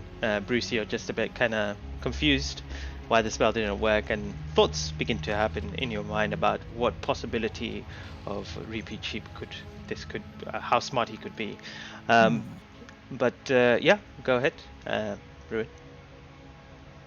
I'll grab the mirror and I guess we'll keep this simple then.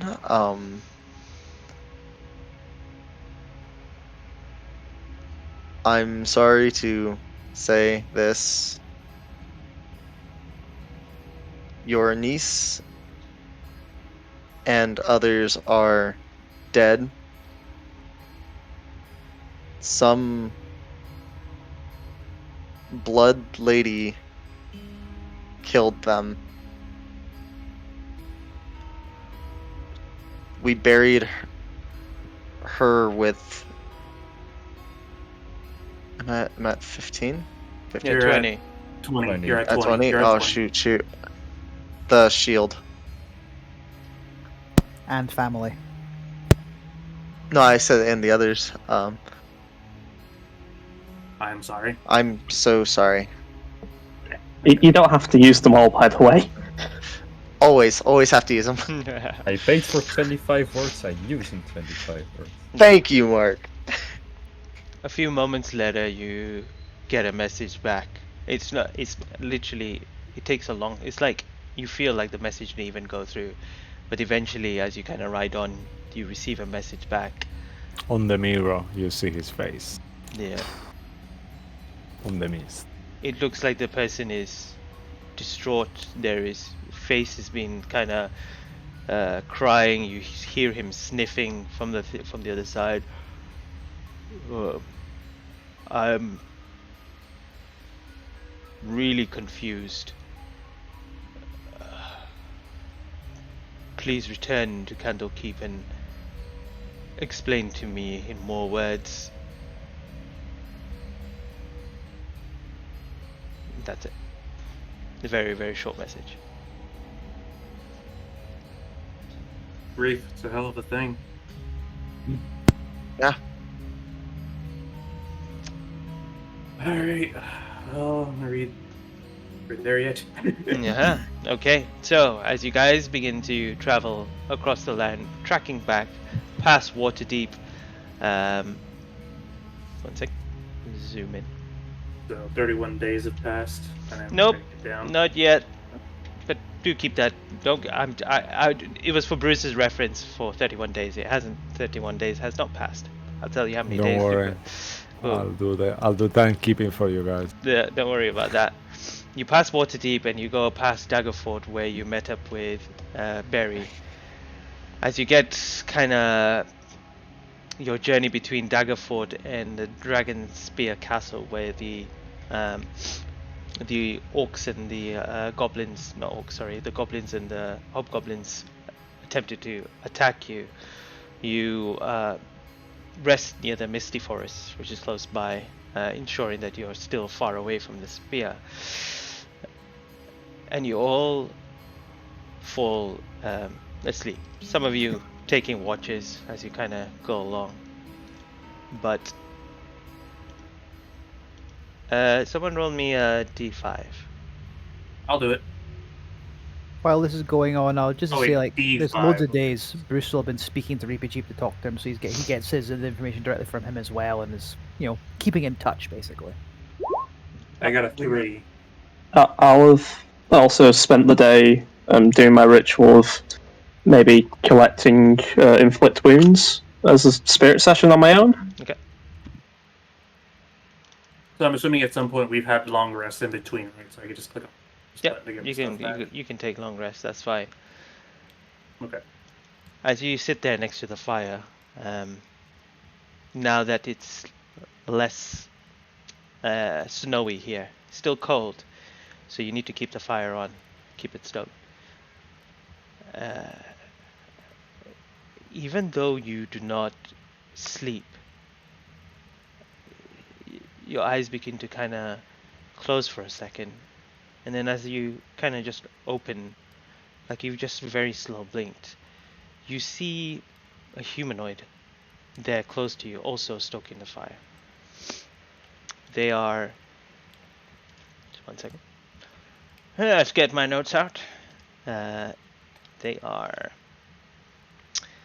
a human female, probably around her 60s, in what looks like plain brown robes with white trimmings that cover the kind of slight hunched body, grey fizzled hair, spectacles that are kind of tinted, which attempt to hide her what you can see kind of white eyes, as if they were blind, and somewhat of either an illusion of the space and stars floating over their head. And she looks at you. Oh, perhaps you should wake up the rest. And Errol, not saying a word, he's just going to slip his hand near the hand crossbow he has holstered, take a couple steps back at whoever's, I'm assuming, sleeping next to him. I'm not sure if there's anyone in particular you want me to pick or. You actually make make a history check, I guess. History? Yeah. Okay. Just at this Oh, moment. I am not good at these. should I also say the dome will most likely be up while this is happening, and Errol's probably just on his own? Oh, I mean, if I'm on Just my own, saying. then that's fine. Then I'll just have my hand towards my hand crossbow and kind of creep back towards the dome. Well, you look around, the dome's not there, but the rest of your party is there. Oh, okay. And they're just sleeping. As if they were in the dome, in that position. But the The dome's history not there. rolls an 8. Yeah. That was the history. She just kind of... What are you doing? Just wake up the rest. Not saying anything. Errol is just going to do like a kick towards one of them who's sleeping right next to him. You feel the kick. Not taking my eyes off her at all. Goku kicks Errol back. Errol's just going to kick his tail. Sassy tortoise. Stop it! What's... Well, oh. Goku kicks Moss. Oh, what? Which one of you turned on me? Oh, You think you're having a dream with the spirits. Shelley, what do you want? Well, I wanted to sleep, but then Errol started kicking me, and now there are two, well... Oh, did you blind kick people him here. back? Yes, now I'm Then- kicking you because... Just wake up and look. Fine. What is? Hello? The oppressed kick down. Hello? Hello? We will Hello? please keep it quiet. I'm trying to sleep. Oh, come Shut on up. now. Everyone, wake up, wake up. If I could kick all of you, I would. And you at can't, any you don't point have that the, she creeps closer, immediately Errol is just going to have the hand crossbow like slightly up. I think we should all wake up. And as you slowly wake up, you see this kind of elderly lady. She wearing this kind of robe. Everyone also make a history check. Bruce, I already made one. make it with advantage.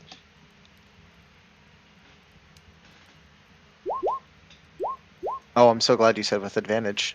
No, Bruce. Bruce makes it with Oh. advantage. Oh, ew, then I had a 3. Onward with a Andy, advantage. do it. What we got Nail then? it. I jinxed myself earlier. I'm now rolling under an 18. You don't recognize her, Bruce, but you recognize the clothing. It's Candlekeep kind of clothing that they wear. You're from Candlekeep. What are you doing out? Yes. Hello. What are you doing out here, Miss? Oh, you've forgotten me. I was at your trial. Wait, were you one of the ones who wanted us to be killed, or? Oh no. I was trying to make sure that, well, you wouldn't have been killed. How preposterous. All they would have done is probably banned you from Candlekeep. But, I shouldn't have told you that. Can I memories take are a a look bit around to see if there's anybody else in the tree line? Because we're in the forest, right? It's just anyone else besides us. Nope. You look Relatively around, nearby. either your passive perception, and even if Yep. you roll perception, you don't see anyone Yeah. around. I'll just be passive. My memories of that evening are rather hazy, but your friend Alchrist would have been quite happy to kill us. Friend's too much of a strong word. Yes, I can't imagine he has many friends. Probably not. Maybe in the army, yes. But an acquaintance of mine, of course. Oh, well, if you've forgotten me, I might as well introduce myself. I am Kazarin Yantani, one of the great readers of Candlekeep. What if you sent a message that you wanted to speak? I believe it was you, Total. What was your name again? Kazarin Yantani. Yeah, indeed. Ah, yeah, now I remember. Blind woman, you know a lot about traveling and stuff, I've heard, right? I specialize in the natural world and celestial navigations. The stars. You know what? This is not a place to talk. Why don't you follow me? Okay. She kind of turns around and just begins looking up to the sky. And as she does, you begin to see her floating upwards towards the sky. And as that happens, even without your even control or your understanding, you all begin to float higher and higher Okay, whoa, into whoa. the sky, kind of following her into the No, sky. don't need the spoon! Ah! Oh, I miss Do being the able to horses fly. join us? Huh? Yes, the the horses join The us? horses join you as well. Hey, Nice. Green! You can fly too. Oh, yeah. We'll talk later. And as you all begin transcending towards past the clouds, beyond the kind of sky above, you begin surpassing into got the notes here. Into the sky, and you begin to see the world beneath you. From where the speck of place that you were just standing there, now you see Toril as whole. And you begin to see all the other lands around, and you realize that Faerun is such a small part into this massive world of Toril around you. You now float with the stars above you, looking down at this beautiful planet. The south with the sandy, yellowy tones, and the north filled with the winter cold mountains and white, and the rest filled with green, luscious vegetation that you can see from this site. This is much better now. Open space. You can all breathe. I mean, this is more open than the forest, yes, but the forest was also pretty open. This is a remarkably open space. Don't you worry. It will be Not that perfectly bad. fine. I will return you to your spot momentarily. So now, what was it that you wanted to speak about? Can you tell her returns to Candlekeep instead? Unfortunately not. Shit. Well, I had a lot of questions, but I have even more now. First of all, how do you do this? This? What do you mean? We're in space, right? Uh, yes, indeed. Oh, it does not matter how I'm doing this. Only the fact that it's nice up here. So, questions. I have limited time, so speak quick. Okay, second question, how did you find us? Like, is this what you do, or? Oh, no. The vote that came with me, the letter said that you were with the Caravan of Chaos, and then I knew, well, we get notified about certain things in Candlekeep, and I met Bruce and Aki before. Aki's just munching away at food still. I scried on them and knew where you guys were, and then I saw you. Then now we're here. Okay, great. Well, then is my follow-up question. Do you know this place called Exandria? Alexandria. And she becomes curious, her eyes kind of squint and focuses on you. And why would you want to know about Alexandria? Personal reasons. And how did you come to know of this name? Oh, I believe it's one of your co-workers, I assume. I can't remember her name, but she was working in the library. She can run very fast and stuff. So you've been reading. I'm curious now. A place far beyond this world itself. Its own celestial bodies. Why don't you come and visit me personally at Candlekeep when you get back? We will discuss more then. Sure. What was your name, by the way? You didn't tell me. Oh, Joe Ghoul. Hi. Yo, go. Hello. Yes. Oh, is that it? Should I leave now? Is that the question you had?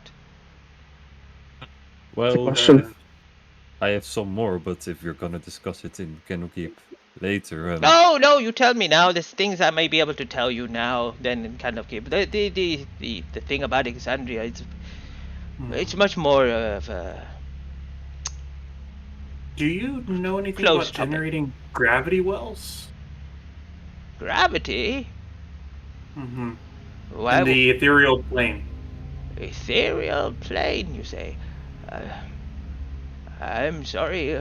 I do not know what would this gravity well do? Just drawing an item that was lost in the ethereal plane. Because from what I've read, items tend to just drift nonstop unless drawn towards something. So if there's something lost, maybe it can be drawn in. You know what? What? Wait. You've lost something in the ethereal plane, you say? Yes. And now you are assuming Looking that for it. Looking for it. Well, I do know such a place. It is not my field of study, but I know of a place in the ethereal plane known as the Radiant Citadel. If anything would be pulling anything towards it, it would be in there. It is known as a floating city carved out of a single massive fossil that snakes around a colossal gemstone known as the auroral diamond. If your item made it through the keening gloom, you do not want to go through there, but then it may be at the citadel itself. And I assume this isn't just a place where I could just walk into, unless I can go into the ethereal plane. Well, the people of the Citadel are those that have left the worlds that they've belonged to, looking for some refuge or sanctuary, freedom in some ways. They may not be welcome to outsiders. Well, some may not be, but it is a city that only few have access to. And any nearby portals, and maybe and he'll pull out his wristband, a signal of this citadel? No, I do not know one on Toriel. However, I could speak to the great reader that is an expert on the Great Wheel of the Plains. Her name is Silvira Savikas. Bruce, you immediately that name kind of pings on you. It was the tiefling that was against you and spoke rudely at you at the Silvira I had to answer. and ask, Savikas. could you repeat, please, what the tiefling was doing in regards to all that? I so very sorry. I had to just take that message. Yeah, no, that's okay. They were the tiefling great leader that was against you at the trial. She was like touching, kind of moving her hands all the way, unusually, and she was the one who was suggesting that you should be punished severely. Yeah, of course. Yeah. Very suggestively. I wonder what was it that she was doing the way. That's the part I missed. Oh, in terms of the part on the great readers. She is an expert at the Great Wheel of Plains. So she would know how to get to this place. Supposedly. Yeah, Okay. but I cannot promise you anything. She is a stubborn tiefling, and from what I remember of Please, the trial, any help that I can get, I will take. Please, just if I will even go talk to her myself. I was going if to she can help me at least get into the ethereal plane, or even the citadel, that'd be great. Or even just a portal. I can find its signal and get there myself, possibly. okay, this is a little bit too much. Calm down. Sorry, it's just a solution outside of reading a book. Okay. Thank you. Thank you. Well, I haven't done anything yet. You're welcome. Anyway, I guess I could do this for you, but in return, could you do me a little bit of a favor? Before you return back to Candlekeep, there's a matter of a problem. There's a problem quite close to Candlekeep with do you know what a Gripply is? Can I roll history to see if I know what that is? Yeah, everyone can roll the history check. Okay.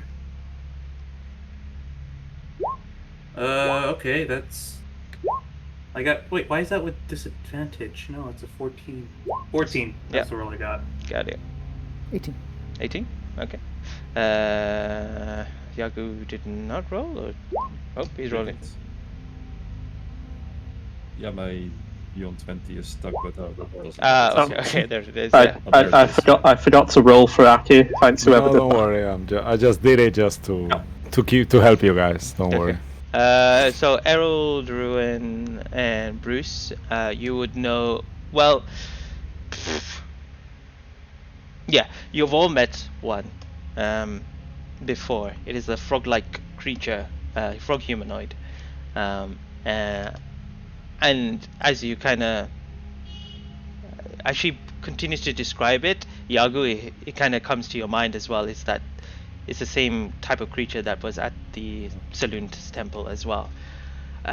Yes. Well, there has been a request from the Gripply leader. We have had a long relied on the community of Gripply to the offshore islands for fresh seafood. These frog folk capture and raise giant crabs as livestock in an offshore cluster of pens, and which they have erected just outside their village. Then trade the meat and other salvageable parts of the item they can use, particularly those made of metal or grass. Candlekeep has long been a steady customer, me being very particular with interest in the crab meat because it's delicious. But over the last 10 days, the Gripply have become less and less active, and the supply of the food has been all but cut off. To make things worse, rumors have arisen about serpent creatures being seen near the Gripply village. I'm not too sure about it. Didn't we just kill one? And I'll say to the group, I don't. No, we bullied one into paying for our raised dead a bit cheaper. You're thinking of a different. Let me correct you guys. So you have different frog races. You have Grants. We have Gripply is like very specific, and then you have. Damn it, I forgot the name. Serpent creature. Yeah, Woollywogs. So they are all on the same species category, but each race is unique. Yes, the one that we saw at the temple of, I believe it was Eldath. That was not one of these. And the temple. That one was a Gran. And the one he looks at Matt. He looks at Matt bullied. She was robbing us. That spell the spell it only costs 500 gold. I know that. You're paying for labor. Now shush. Now anyway, that was not one of them. So you have a problem that needs sorted out. Find out why they're not trading. That is correct. I have someone ready at Baldur's Gate, which will take you to the Gripply Island. If you go search for Mitor Jans, he is a captain of a ship. You would find him at the south of Baldur's Gate, at the Blushing Mermaid Tavern. He will be waiting for you there. I've given you your name, Bruce and Aki. I do not know any of your other names. Now I know Yagu. I will pass on that message to, hopefully when you go there, announce yourself and he will come and greet you. Well, that certainly sounds a request I would love to take on, but if it's in Baldur's Gate, we might need a bit of time in Candlekeep to give these glands to the enchanter. I mean, we can at least do that. If it doesn't take too long, of course. Yes, of course. How long would you expect to be at Baldur's Gate then? That's a good I think he's saying is that we do need to be back at Candlekeep as soon as possible. Yep. We can return to Candlekeep and then go to Baldur's Gate if need be. And how far are you off? How many more days do you have to travel? Don't forget, we also have that appointment with I forget his name, but the one who's going to talk to us about the lifting the curse. Just to make sure something. She's a great reader, right? Like Yes. one of your patrons, kind of. Okay, cool. No worries. Yes, we have your enchanter's recently had a grievous bereavement. We discovered it for him. He wishes to understand the details of it, and we also wish to hand in some Bahia glands on the contracts that one of your who was it? Oh God! The enchanter. The enchanter. He never gave us the name. Right. Okay. The enchanter who wanted the glands. It was the smith that had the dead niece. Right. Sorry. So I'll. The smith has had a grievous bereavement recently. We made a delivery for him, and we need to hand back in these Bahia glands to your enchanter. Once we have done that and seen whether an appointment requested with one of the great readers is come up, we would then be on our way and we could complete this task for you. Okay. So, from your understanding, Bruce, you and who else is our outlander here? Me, yeah. So both of you, you would both know that it would still take you another, with your speed boost, Bruce, it'll take you another 21 days to get to Candlekeep from the way you are now. Okay. So you've traveled like 10 days. So, my dear, my lady, I have an ability that allows us to get to travel much faster than most. We can get there in about 20 days or so. My goodness, where are you? Are you in another continent? No, I believe we're still in Faerun. We had to travel as far as the silver marches. Oh, I never got to get out much. As you can see. But Really cold over there. But for this favor of yours, if you could talk to Silvira Silvakis, I'm not sure if I'm pronouncing the name right. I apologize. About the ethereal plane or anything like that, then would that be a fair agreement? Because if that's the case, if you could at least try to maybe not get an audience, but if I could gain any knowledge from her about this, then I'd be more than happy to go on this errand for you. well, consider it done then. I will put all my effort to making sure that she will have you get an audience with her, and you can state your case. you. I will inform her as well of what your need is. My friend, or my name is Harold Emmerfield. Errol Emmerfield. I should have introduced that. Yeah. Just looks like she's making a note somewhere, randomly It's- in the air.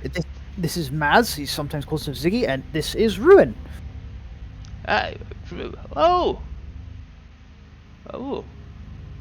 that is It's the smallest kobold I've seen in a very long time.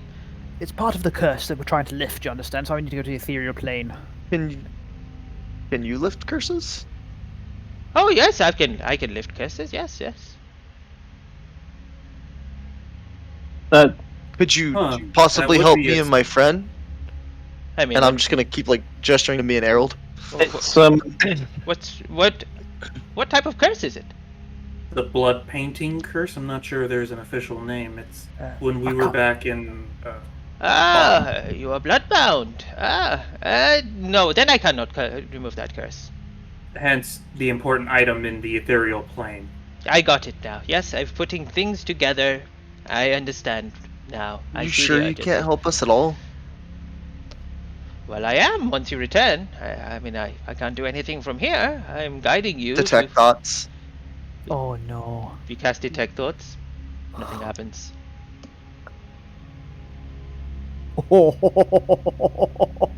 I turn around and I see Ruin kind of look like he's trying to. He's got like gas or something. I'm like, Ruin, are you all right? How are you stopping this? What do you mean? Ruin, I'll- what are you doing? I'll try to summon my scythe as well. Does anything happen there? You summon your scythe? It appears. And I'll throw the scythe back over there. Kind of begins floating, like in space. I know. Just letting it go, like unconjuring it. But it's just floating there. You try to unconjure it, it doesn't. It's just kind of. She's just watching it. She's just seeing it go. Ah, It's not disappearing. It's not. it's just floating away. Fascinating. Thank you, Professor Nyantani. I really appreciate that. I will definitely attend to affairs in Candlekeep. We'll do that, and then we can run this errand for you. Just if you can help with mine and my friend's situation. Very well. That would be a lot. So why don't you do this? You run your errands. Then because I believe we need to deal with this this Ghibli situation as quickly as possible. I haven't had crab meat for a while, and if they're saying what is true, the Yuan-Tis are probably getting a lot more troublesome there. So perhaps get to Candlekeep, run your errands, do this task or this favor for me, and I will. And on your return, I will probably by then spoken to the other professor. Sounds reasonable. Do you want that conversation about Excentia before we go to you to do your errand or after? Oh, you should be more of a relaxed state, no tension, no other bothers around you. So perhaps after you've completed the Ghibli thing, then you can come to me, and if you can bring me some crab meat, that would be delightful too, and we can sit down and have a conversation. What do you say? Well, sounds good to me then. Very well. I have something for you, but do you have any more questions for me before I go? That takes care of everything I wanted to ask. Yes, Ziggy I have a Mas. question. I have a question. It's probably more for the DM. I looked down at the planet. Is it flat? It is not. Shit. Yeah, Okay. you're Is it a right. triangle? It is Not. Almost Isn't- looks. It almost Is looks it- like a 20-sided die. That's what it looks like. Oh, okay. Is it carried by okay, 4 cool. elephants standing on the back of a turtle? No. Yeah. Is there a turtle? Is there a turtle right next to you? Yeah. Shit, that's okay. Is there an even larger turtle under the planet carrying the turtle? Carrying the planet, sorry. That is carrying Yagu, the turtle. Can we roll perception? Wait, what? Yes. We want I to don't- I break don't all the know either. wall, all the I don't know wall, either. fourth, All fifth, the sixth wall. wall. You look down. She looks towards- 23. and you both, just the two of you, begin to see what you are imagining. The visage of a large turtle begins appearing underneath the planet itself. Nice turtle. Awesome. Oh my god. How strange! Yago, look! Yeah, Oh. you don't see it. Yeah, the world Um, there. Do we know they don't see it because And it makes the sound of a whale, surprisingly. Bruce? Yes. Bruce, Yes. I think we may be sleep deprived for the simple fact that I am aware that delusions can be shared. I don't. Is that true? Yes, Are a you sure? delusion can be shared. I don't believe you. This is true. This is beautiful. Well, Returning to the subject at hand, I don't think we have anything more, Professor Nyotani. Oh, Ruin, do you have something? Do you know who or why they're killing the dragons? yes, that is quite unfortunate. I'm sorry, I do not know of the reasoning behind it. It has not revealed Does it look itself like or she's- exposed. Sorry, go ahead. Sorry, does it look like she's lying at all or holding back? You could make a insight check, but with disadvantage. Oof.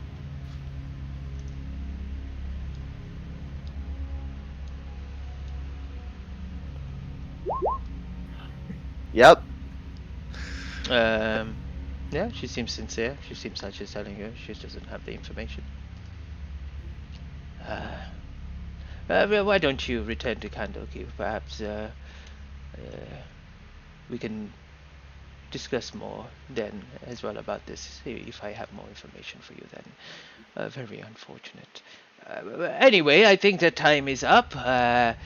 Do take care and hopefully see you once you return to Candlekeep.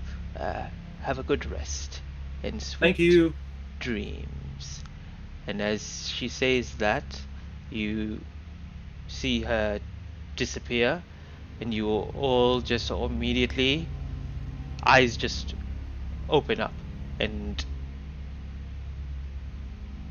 you all wake up, even you, Harold, and you realize that the sunlight is coming in and you have completed your long rest, and then all of a sudden there is a something fall right next to your camp, and there laying there is a book.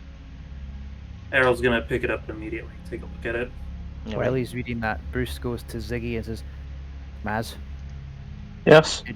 did we witness something truly beautiful and well, reality breaking?"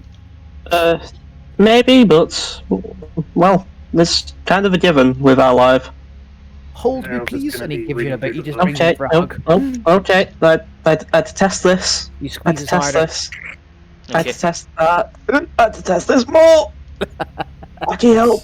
I can help. You all see Errol picking up this book.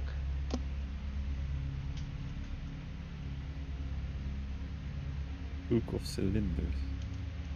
Interesting book. Does it open? You open it. Okay. All right. As you open it, you see inside. Do, do, do, do, do. Ba, ba, ba, ba, ba. There is a message first. there's two things in there. First, there is someone has handwritten a note. It says, first note says, this book was brought to Candlekeep several years ago. The explorers who found it claimed it was not a historical text, but a warning.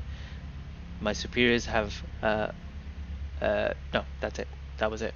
And then the second part of it, it shows, it kind of describes on how to... when you open it, you see their 3-cylinder...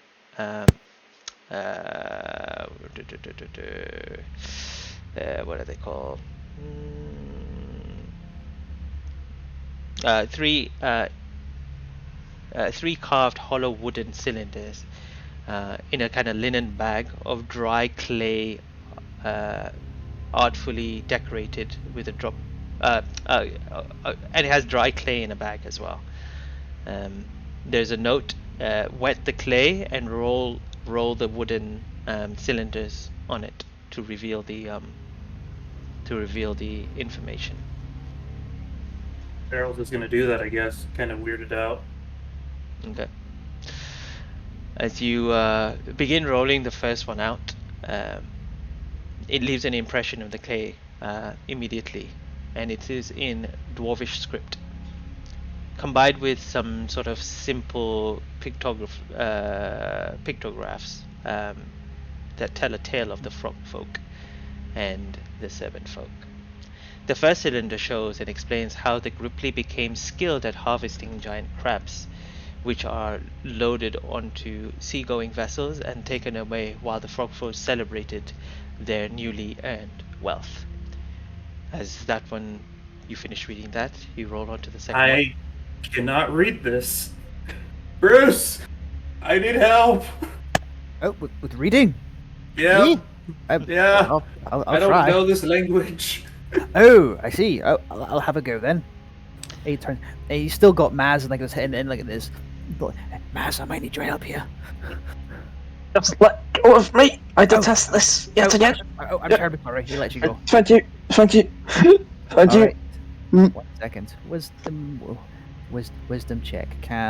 Is he gonna be able to read this? If not, I also do Natural 20. Dwarvish. Haha. It's As the you- right color. It's the right font. Yeah, It just works. it pops out quite easily for you. The as you both are there now, standing one in a headlock. The second cylinder story begins with serpent creatures lurking ominously outside the Gripply village. Then the serpent rush forth, capturing or killing any of the frogfolk who try to stand against them. As the village falls in disarray, the giant crabs escape from their cages and head back into the sea. And final, as Errol rolls the last one out, the third cylinder depicts and briefly tells about the aftermath of the serpent folk assault. The village is vacant, most of its building flattened, still standing in the Gripply's temple to their deity, which has now been taken over by the snake creatures. And that's what it tells you, the three. However, just let me add something. As this is some kind of weird magical book, you don't know if this is present, past, or future. Yeah, I was about to say. It's like, Well, they have said that they've been having an issue with snakes, so maybe it's history repeating itself? She didn't say if it was happening now or she wasn't sure what was going on over there. I mean, to be fair, there's an issue, and she's not getting her meat. Then again, it could be something else besides the UNT. Well, we don't know whether it's specifically the UNT, but maybe when we're at Candlekeep, we can prepare for such with a bit more provisions. Yeah, true. Alright, and then Errol's just gonna pack up everything with the book. Yeah, alright. Finally, progress. Alright, I'm ready to head out whenever you guys are. Okay.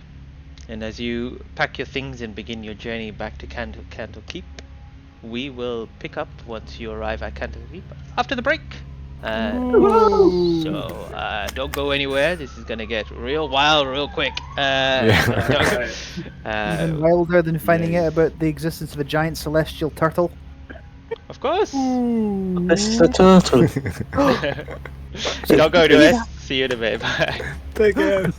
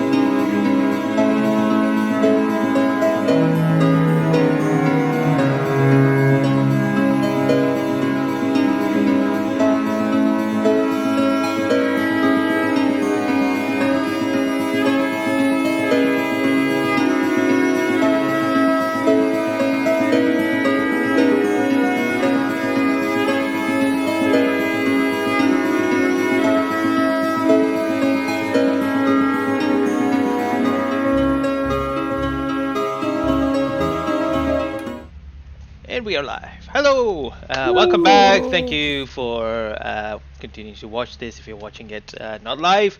And if you're watching it live, thank you for keeping with us. So let's jump straight back in. You guys have been traveling for the 21 days, going past Baldur's Gate, and eventually finding the kind of the road back to Candlekeep. And as you return, you see the black gates there. And where are we with the? I'm assuming on the way there, on the way back, we did stop, get some drinks. We're like, "Happy Winter Solstice, everybody!" Yeah. You did see the celebration, people putting up, the winter trees, as well as decorations and festivities happen while you were going past the Baltic Days, and you did take a quick drink there to celebrate that. And then on your return, you come back to the kind of now snow-covered Candlekeep in the winter. And as you return, the doors are there. You enter in. The first thing that you all notice is that the blacksmith is been shut down, meaning it's closed. You don't see the blacksmith there at all immediately. But the enchanter is still open, and everything seems to be as normal as it was. What would you like to do in Candlekeep, knowing the fact that you have another errand to run? And this, I'll say you've arrived kind of. I was going to say that Errol is, since he's the one with the 4 glands, he would be the one to go to the enchanter and show him the glands and just give them to him. Yeah, you've arrived just at midday, so you've just kind of traveled for like 2 hours. For about 4 hours, and you've arrived now at Candlekeep at this time. As you enter the enchanter's shop, you see them continuously just working on some sort of other enchantment, on some sort of kind of fine clothing. And as you kind of turn around, they turn and say, "Ah, you've returned! Ah, amazing! Well, how did it go?" And Errol, without saying anything, he's just going to take out the glands. Wow. Fascinating, amazing. Before he touches them, but they didn't come without cost. Well, What my friend is saying is that we needed to use a great deal of personal resources on resurrection. Plus, keep in mind, the reference material you gave us was not that accurate. It was much larger and much more stealthy than what the material gave. So, but the material that I provide is from knowledge from many people that have either seen or experienced or survived a bear. Take a look at the glands and compare them to the book you have. You can tell even by the gland size. This is a much larger, older creature. I was gonna say, Like- and with the bigger glands, wouldn't you think more gold is worth it? I mean, the gland size itself is pretty much similar to what I've seen before. It doesn't seem to be a bit any more bigger and all. But what cost are you referring to, Bruce? Was it? Yes. We needed the services of a cleric afterwards to. Well, I'm not going to sugarcoat this. 2 of our number actually would have died without it. They did, in fact. We required the services of a cleric to perform a resurrection, I believe, to the cost of 800 gold. I was just wondering, would you find it in your heart to compensate us for such a grievous loss? We actually did try and get it down as much as possible because they were trying to shimmy us. They were trying to beggar us, yes. Make a There were harpies also there. persuasion check with advantage. Can I be the one to do that? Who's doing it?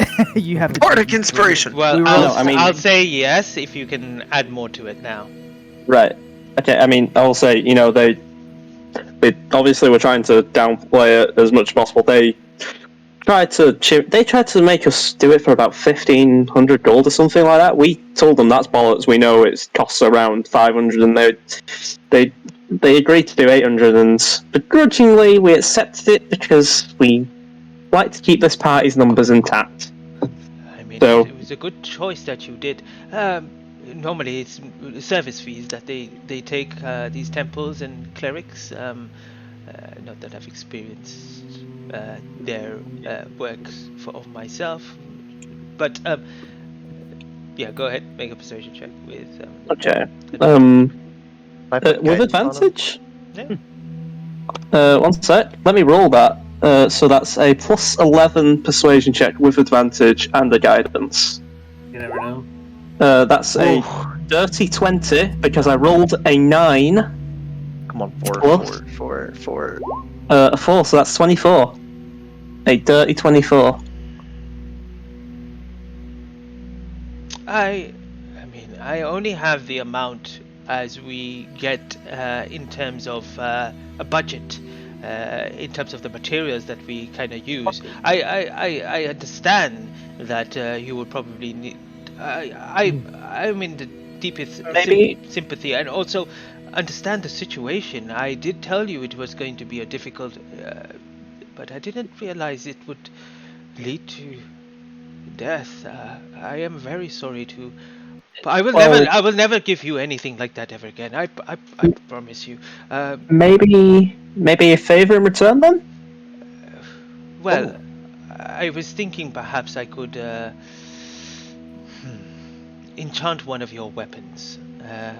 A simple enchantment, perhaps. We do a group powwow real quick. Yeah, is it okay if we talk this over? If you'd be willing to have that offer on the table?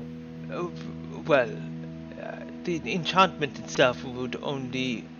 I can only maybe strengthen the steel at the moment. I don't have the raw materials to provide any more elemental or sort of kind of religious magical imbuement to the weapon, if you understand. Yeah, So perhaps we can make perhaps one of your weapons a little bit stronger. Please go ahead and discuss while I take these to the back. Thank you very much. And also, that's still including the 4,000 gold, right? I was just getting to that. He takes out a kind of box, turns it around. There you go. I've organized it so it is a bit more less heavy. So I've put 200 platinum as, and then the rest is 2,000 gold. Don't worry, guys. I'll count this real quick. 1. Isn't one of these coins like half the size of you? So, okay, so we'll divide the money later, but in terms of the upgrade, he's making it sound as if it's only simple weapons, so I'm guessing upgrading either the Dragon Slayer or my bow is out of the question. I think. Well, Ziggy, what about your rapier? I mean, I was looking into maybe speaking to the smith and getting it silvered, but if the enchanter can do it now, I wouldn't say no, but I was just kind of wondering if they could recreate these, and I'll snap the goggles against my face. But yeah, I'd take the weapon increase. I mean, Yagu, you're using those swords. I doubt he's going to be able to make those any stronger. At least he's willing to for this. I can always use an upgrade on my shields. That has no magical property as well. So I was he can upgrade a shield. He comes back. Only a weapon, unfortunately. The shield takes a lot more components to do, reinforcing them with protective energy as well as other elements that are needed. A bit more complication for defensive enchantment. Thank you. Then we take the deal if you can make it 2 weapons. Well, what if we ask him for discounts in the future, heavy discounts, instead of just taking this upgrade now? You would save more money in the long run.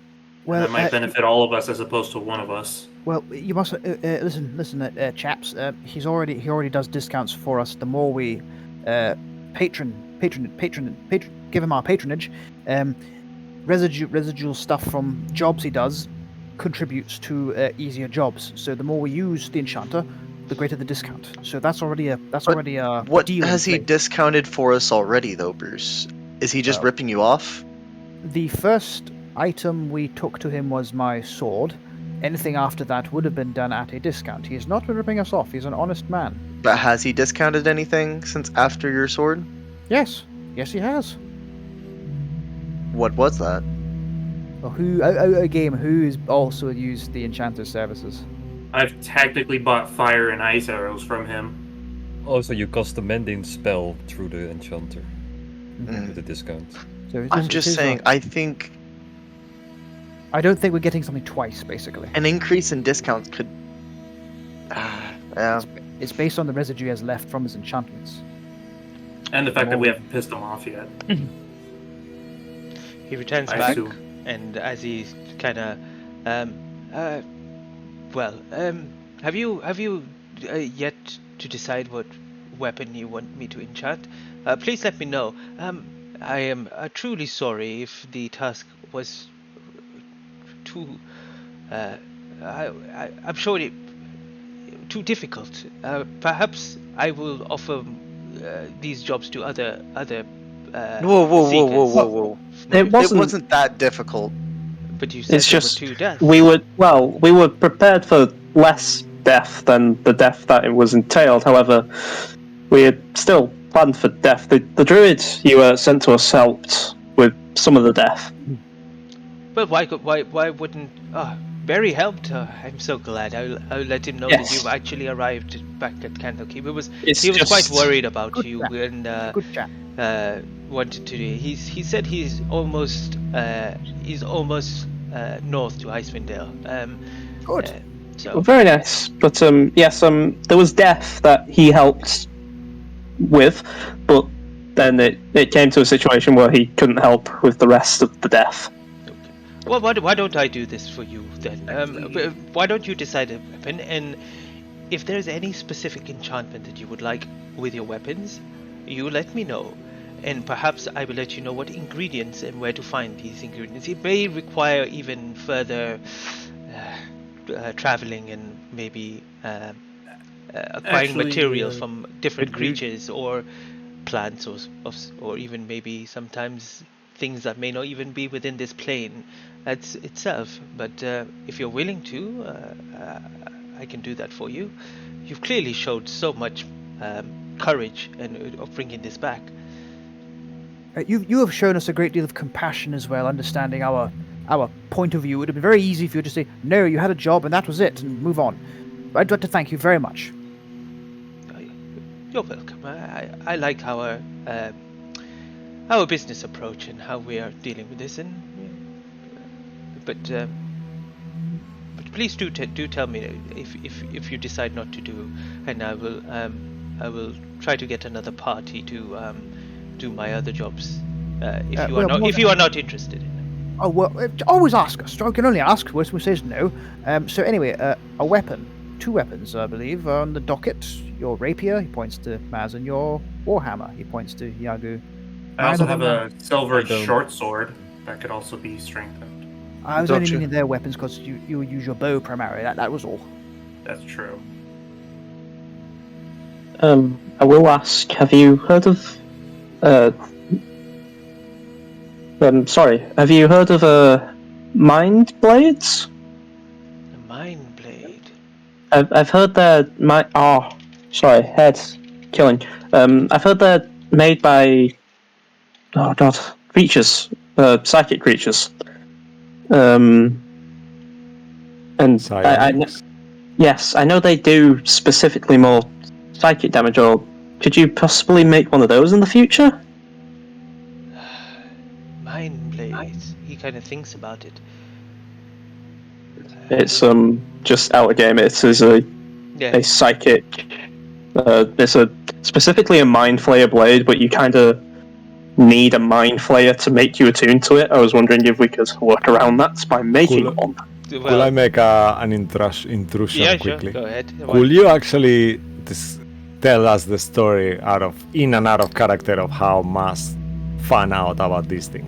So this is your time to justify how you know about this. I think just like thinking of enchantments and that, Out of game, I know of mind planes, and I was looking up on D&D Beyond I as we know, were but talking about how does enchantments, math go? No? and I think just researching different elements, like knowing that you can get like certain weapons that do specific types of damage, like fire and ice and all that.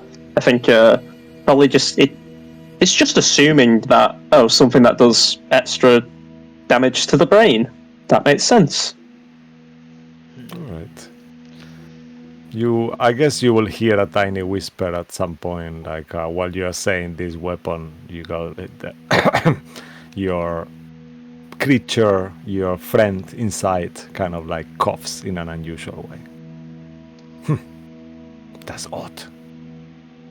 I do not know a mind blade. It's kind of odd thinking about that. A blade made in your mind, or is it out of your mind? Well, I'd assume it was a blade that would like those blades that conjure fire and burn. Like it'd be like that, but would maybe hurt the mind in the psychic way, like some bards can do, like I can do, like psychic damage, if we were to term it. Psychological damage with a blade, causing trauma to one's psyche. Maybe potentially. Maz, that you'd get the same result if you stab someone in the head. Yeah, but this would do extra head stabbing, and maybe I wouldn't even need to go for their head to do this damage. I'd just stab them in the heart and their brain would hurt. I hope you are not thinking about doing this to innocent and unjust people, the way you are describing stabbing people's head. No. It'd definitely be for defense and people who attacked us or more creatures. I hope so. Let me do research about it, and I will let you know if I find anything. Yes, well, if anything, that would be an enchantment I'd look towards, and as you said, I would help pay towards it because it is quite out there. Very well. I will look to that. Mind Blade. Okay. Well, if that's the case, then, Maz, would you be happy for Yagu to accept his offer of a small enchantment on his hammer? Sure. I was going to silver my sword anyway. You all take it. Alright. Well, I have this sword, so I don't really need an upgrade on my hammer, so Harold might benefit a bit more. Like with either and taking on his bow, I suppose this is out of the question. Yes, it will take a bit more material for that. Well, in that case, and he'll pull out a silver short sword. Can you upgrade this? Of course, let me have a look. Yep. Very well balanced. Yes. Alright. Yes, I can do that for you. Give me an hour, and then I will have this done. Thank you. And then as for the money, now we can divide it. And that short sword, if you don't mind, if you want it, Ziggy, you can have that. Are you sure? Yeah. It's already silvered, and it's going to be upgraded, so... I mean, if that's okay, I mean, I know it's yours, and... go ahead and take it. Okay. I need to... One sec. I need to check something. And after that, Errol is going to say, so dividing this money 6 ways, it's going to be like 666 gold pieces. However, there's some platinum, so I'm not sure. I've done the sums for you. So 332 each for a whole number, and then if we round up the threes, that would be an extra 2 gold on top of that, which I just put in the public kitty, and it'd be 32 platinum, and then 2 platinum from the 0.3 for each of us left. I would just round it to that. And so each of us would be getting 32 platinum? 32 platinum and 332 gold pieces each between all 6 of us. Okay, so 32, I'm just going to get that down. And how many gold pieces? 332. 332, okay.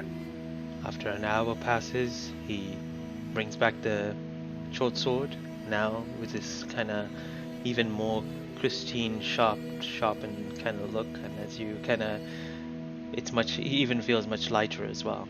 You have now a +1 silvered weapon. I'll hand it to Ziggy, like, here you go. Thank you. I'll definitely give you back once if No, needed. you can keep it. Hey, Lucky. You need something to survive, and you need a lot more than I do. I got my bow, and plus I got a regular short sword too. You know what they're doing, right? They're preparing from now to kill Grey with the silvered weapon. Whoa. Whoa! Wow. So, Ziggy or Luke, did you add it to your inventory? Then I can take it out of mine. I am doing it now.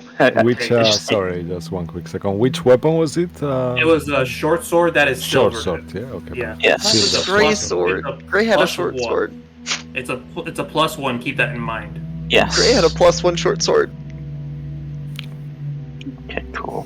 Fuck that guy. And Harold is gonna pull out another short sword from his bag of holding and just like strap it to his side. There we go, like that.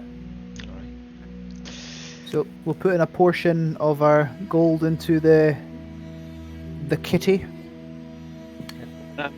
One sec. It was 32 platinum, 32, 332. I can. Oh, I can't give Aki that gold, can I? Well, someone will have to remind him. Yeah. So Hold on 32 to it for now. platinum. Yeah, hold on. 3. I was gonna say Mo can add it to his put account. I'll put a separate amount in the bag of holding that is for. Or Well, actually, I was gonna Mo. You can add Actually. it. If you write for in the 1 second in Roll20 how much, I can do it for you. Right, okay. Just to make it easier. And in the It's super meantime, busy. after that, Harold is gonna get his money and he's gonna say, "Okay," and he's gonna put the short sword on the table. Can you silver this? And also, can I purchase? Checking his arrows. Ooh, not that many left. Never mind that then. Just a short sword. If you can get this regular one silvered, please. I'll pay full price. Oh, I do not silver. I do not do any blacksmithing work here. You'd have to go to the blacksmith, but he's been away for a couple of days. Yeah. Okay, that one we're gonna take care of Baldur's Gate. Nonetheless, thank you for everything, Chanter. You've seriously done a lot. Thank you. You do not understand what this means. These ingredients and materials that you get for me. If you don't mind me asking, what are you gonna do with the glands? Well, How do you use them? So we expose the energy. Extract the energy within, which we then magically kind of infuse to either weaponry. In this case, we are infusing one of the great readers' armor with the ability to resist more electrical damage, or lightning damage, I should say. Quite an expensive enchantment. Well, good luck to it. Thank you very much. I have nothing else if you guys want to leave, or if you guys have anything else that you want to do. Nope, not here. No? Everyone done here? Yep. Okay. As you quickly run your errands, you know it's still enough time for you to begin your journey back onto the road towards Baldur's Gate, where you have been told to meet with a captain of a ship named Mitorjans. And it's been about another 2 days until we get to Baldur's Gate, right? Because of Bruce's thing. I know it's 2.5 or 3.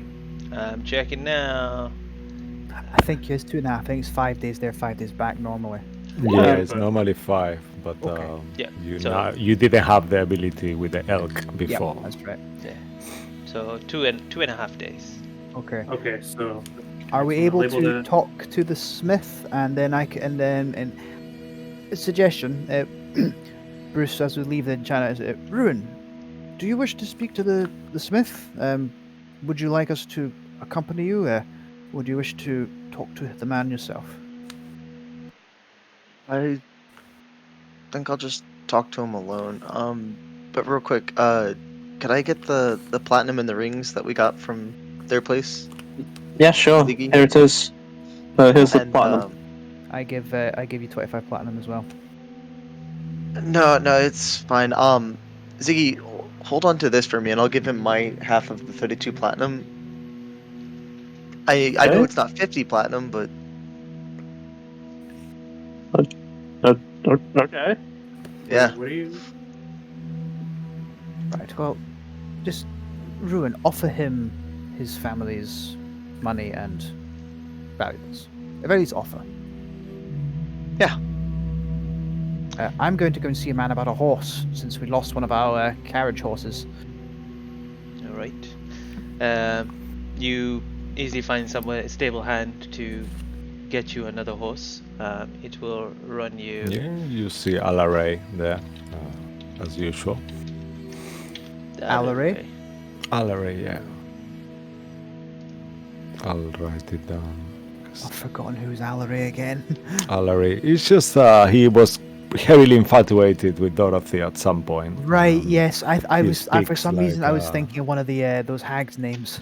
Yeah, no, this one is more like, I'm not sure. Tell me how you pronounce this. I think it's Alaray. Alaray. Yeah. Alaray, yeah. It is Alaray, but Okay. Yeah, the other one was Alaray. Alaray. Got ya. Yeah. The horse. He tells you that the horse will cost you 60 gold pieces. Yeah, Bruce winces. That's fair. We have lost a few. Sorry. All right. Mark off the gold, and you have another riding horse that you can acquire. Okay, so back to pulling a carriage and agree the warhorse is now loose and Errol can ride. Our public kitty, 13 platinum, 421 gold, 100 silver. I've already put a wee bit in from my own personal fund. Wherever you guys want to put in if you wish to. That'd be grand.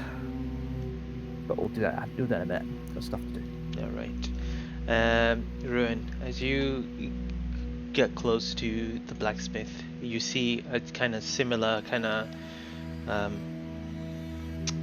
similar state to this smith, where the forge is cold, just as it was when you went to give Bluebelt the shield. The doors are closed. It always seems like it's been locked up. There is a sign which says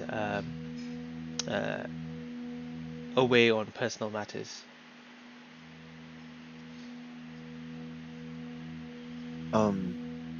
Hello? Hello? No response.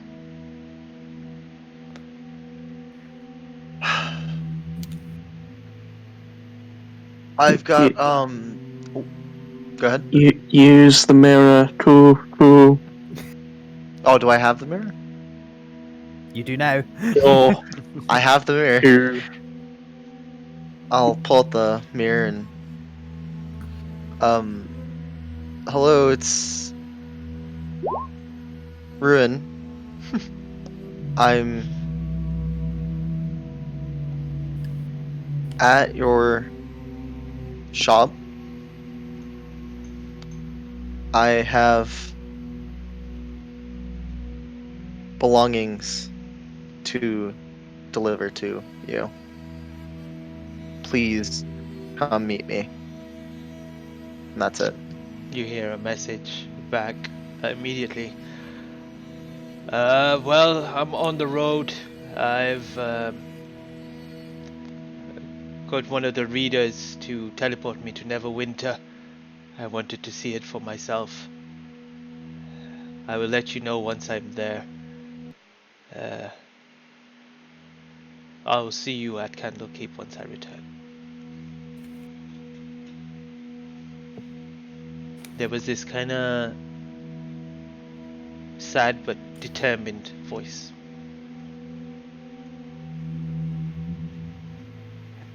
What is he thinking? That's not safe. What if we killed him? I used to taking care of all this kind of stuff. I'm gonna look for a drawer or some sort of parcel that I can seal and put the rings and money into. Yeah, you see a couple of avodes kind of come up to you. Is everything alright? The blacksmith is away at the moment. Do you need any help? Yes, could you get me a parcel or a big letter? I need to put, and I'll pull out the 50 platinum and the 3 rings, the one that belonged to Bluebell. I need to these were belongings of his family. They're no longer here. But he should have them. Alright, if you leave it with me, I'll make sure that he gets it to when he returns. Sure, but before I give this to you, what's your name, just so I can have a name to keep track of? It's Albert. Albert. No surname? Albert. I'm so sorry. Albert Gibbons, Givens. There you go.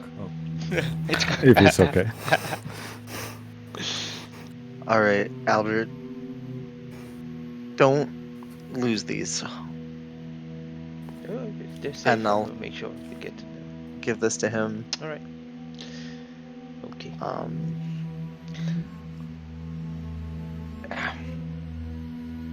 right. As you return back to the party, a little disheartened and disappointed, you gather your things and begin moving out of Candlekeep itself. Before you leave, Bruce, another Avode approaches you. Caravan of Chaos, is that right? Yes, good day to you. I believe there was a letter, and this kind of brings kind of this pouch left for you. Sent by, and he kind of reads, the McDougal brothers. I'm not too sure. Oh, the McDougans. Oh, fantastic! Is it? Thank you very, very much. I wonder if Gray got his letter. Yeah, I wonder. You open it and you see a beautiful handwritten, Dear Gray, we've managed to hit well, I'll say how they would say it in a very bad Scottish accent. Here we go. Yeah, do it.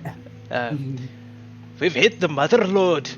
Found lots of platinum, and obviously, as promised, here's 250 platinum sent to Candlekeep. We'll keep on excavating and making sure that we get you the percentage of the deal that we had. Until next month, keep in touch if you're around. That's it. And you, in the pouch, there's 250 platinum in there.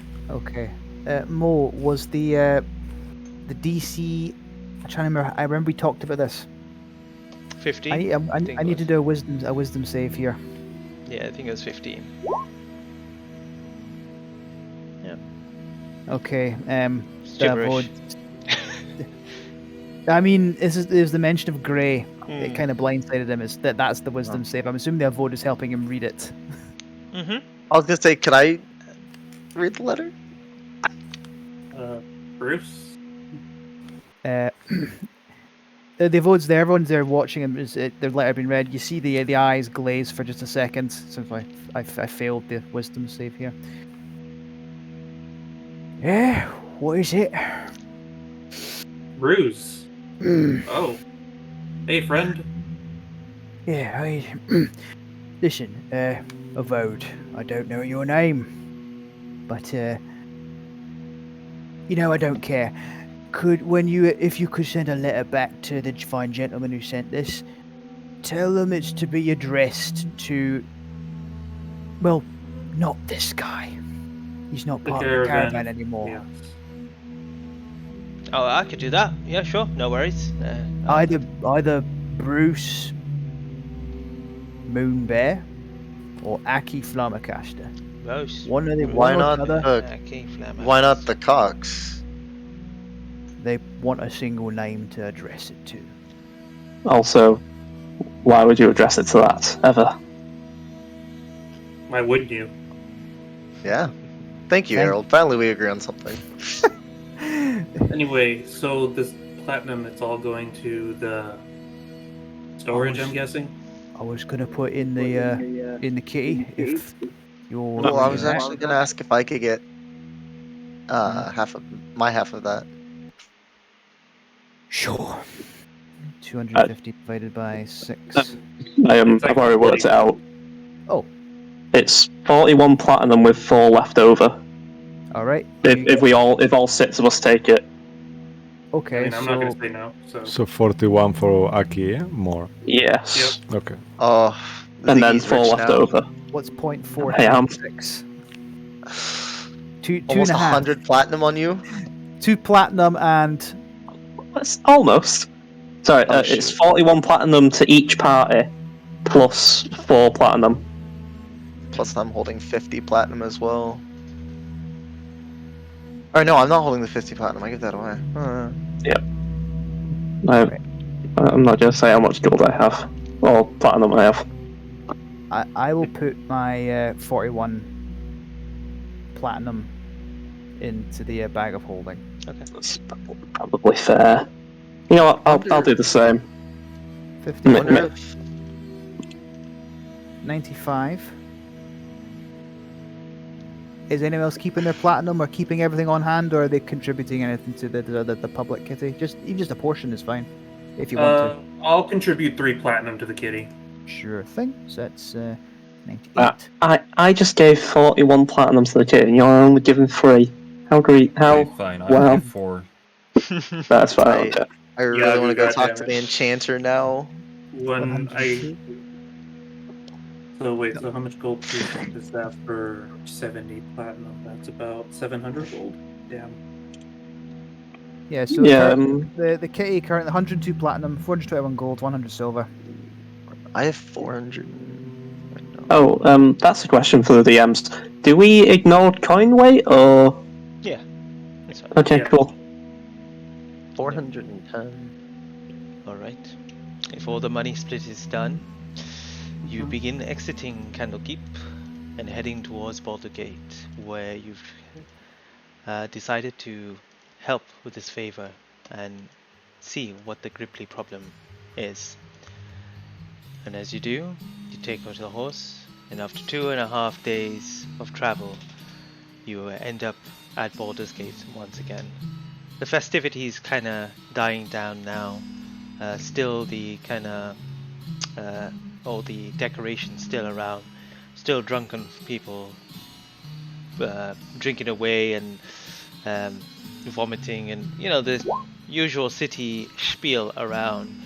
And you head towards the south.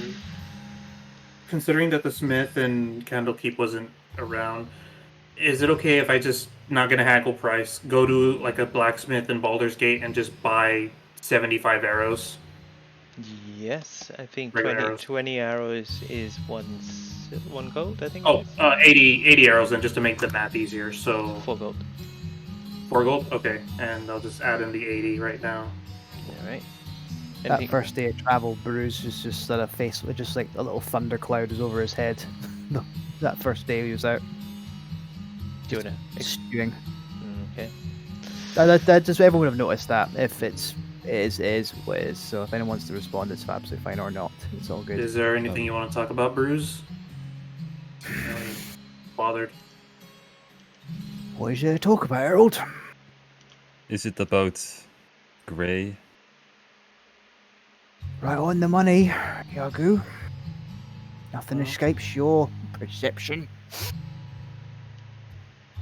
I mean, I know it's a sore subject, but you know, sometimes we gotta move past these things. We'll see him again. We'll be able to deal with him. I agree. What That's are a good way to you look gonna at do that. if you see him again? Get Nadalia well- back and then deal with that.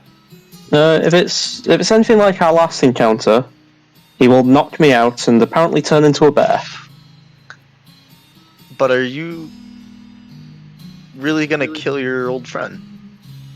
I didn't mean, know I about that one. only knew him for a couple of days, and I Granted, wouldn't I even did say almost- that. I did almost kill him by accident the first time I met him, now that I think about it. Kind of wish I aimed for his head. We'd be avoiding this whole conversation. To answer any and Got his all, neck. Acid arrow. to answer any and all of your questions, I don't like to think about what I'd do if I saw him again. The problem Problem is, it's just me, alright? It's not. Answer your question, Ruin. No. He's not my friend. Not anymore. He's never gonna Ooh. be. Next time you see him, you are just on sight gonna kill him. He wasn't my friend, so I got no problem doing that. Ruin, honest answer? I don't know. I don't want to see him again. All I want to do is get Nadalia back, make sure she's safe, and I'd quite happily move on with my life. Failing that, I'm sticking a sword through him. Then he's not going to get back up. I'm not going to see his life saved again. I did that once. I pushed for it. Not again. And I'll make sure he stays in the fucking ground. Would that make all of you happy if he was dead then? Ruin, I don't care what others think. Not in this matter. No offense, that's- everybody, but that's just where I am right now. I'm not asking an opinion. I just wanted to know if it would make you happy. Who, me? Yeah. Yeah. I think you fucking would. You see at this moment, Aki is on the on the top seat, listening to this whole kind of conversation on the car, and you see him in deep thought, but doesn't react to. You know he's listening to you, but he doesn't react to the conversation.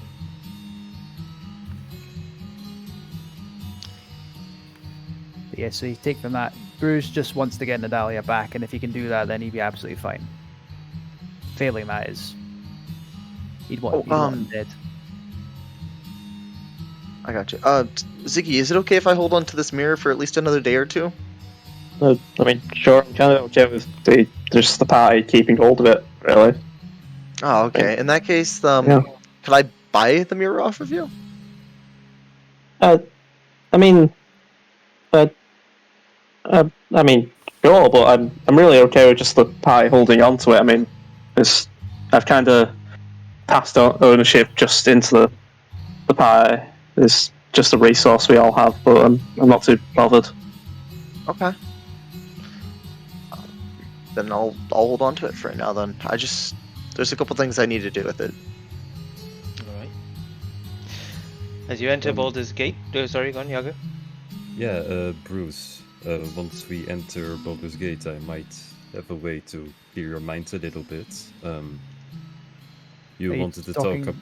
Yeah. Are you talking specifically to Bruce, or is this like after Bruce has gone back and you're yeah, it's Bruce or Bruce? Which one? I'm happy to talk with either, just about the religion stuff, the way into a saloon. Okay, yeah, I imagine it's the day after them and Bruce has gone back after a long rest. Yeah, if you wanted to start your practice about meditation and stuff. Yes, absolutely. I honestly just how do I begin? Well, there's a lot to it. It's, like I said, different for every person, I guess. There are always multiple ways. I have my own way, which I will try to explain to you. But if you have a different mindset, or if you don't agree with my perspective, you can always try to find out your own path. Just to say. I had to try anything, my friend. Cool, then. Once we arrived at Baldur's Gate, why don't we head to the Shrine of Eldad? And, well, I prefer to do it at night, so... Of course, we don't need to... I mean, I believe we'd arrive at Baldur's Gate in the evening. Cool, then that's settled. Jolly good. Make a fate roll, both of you. Ooh, both of us. Oh god. Oh, man. Ooh, double fate. Here we go again, Faithful. Ready to disappoint me once again.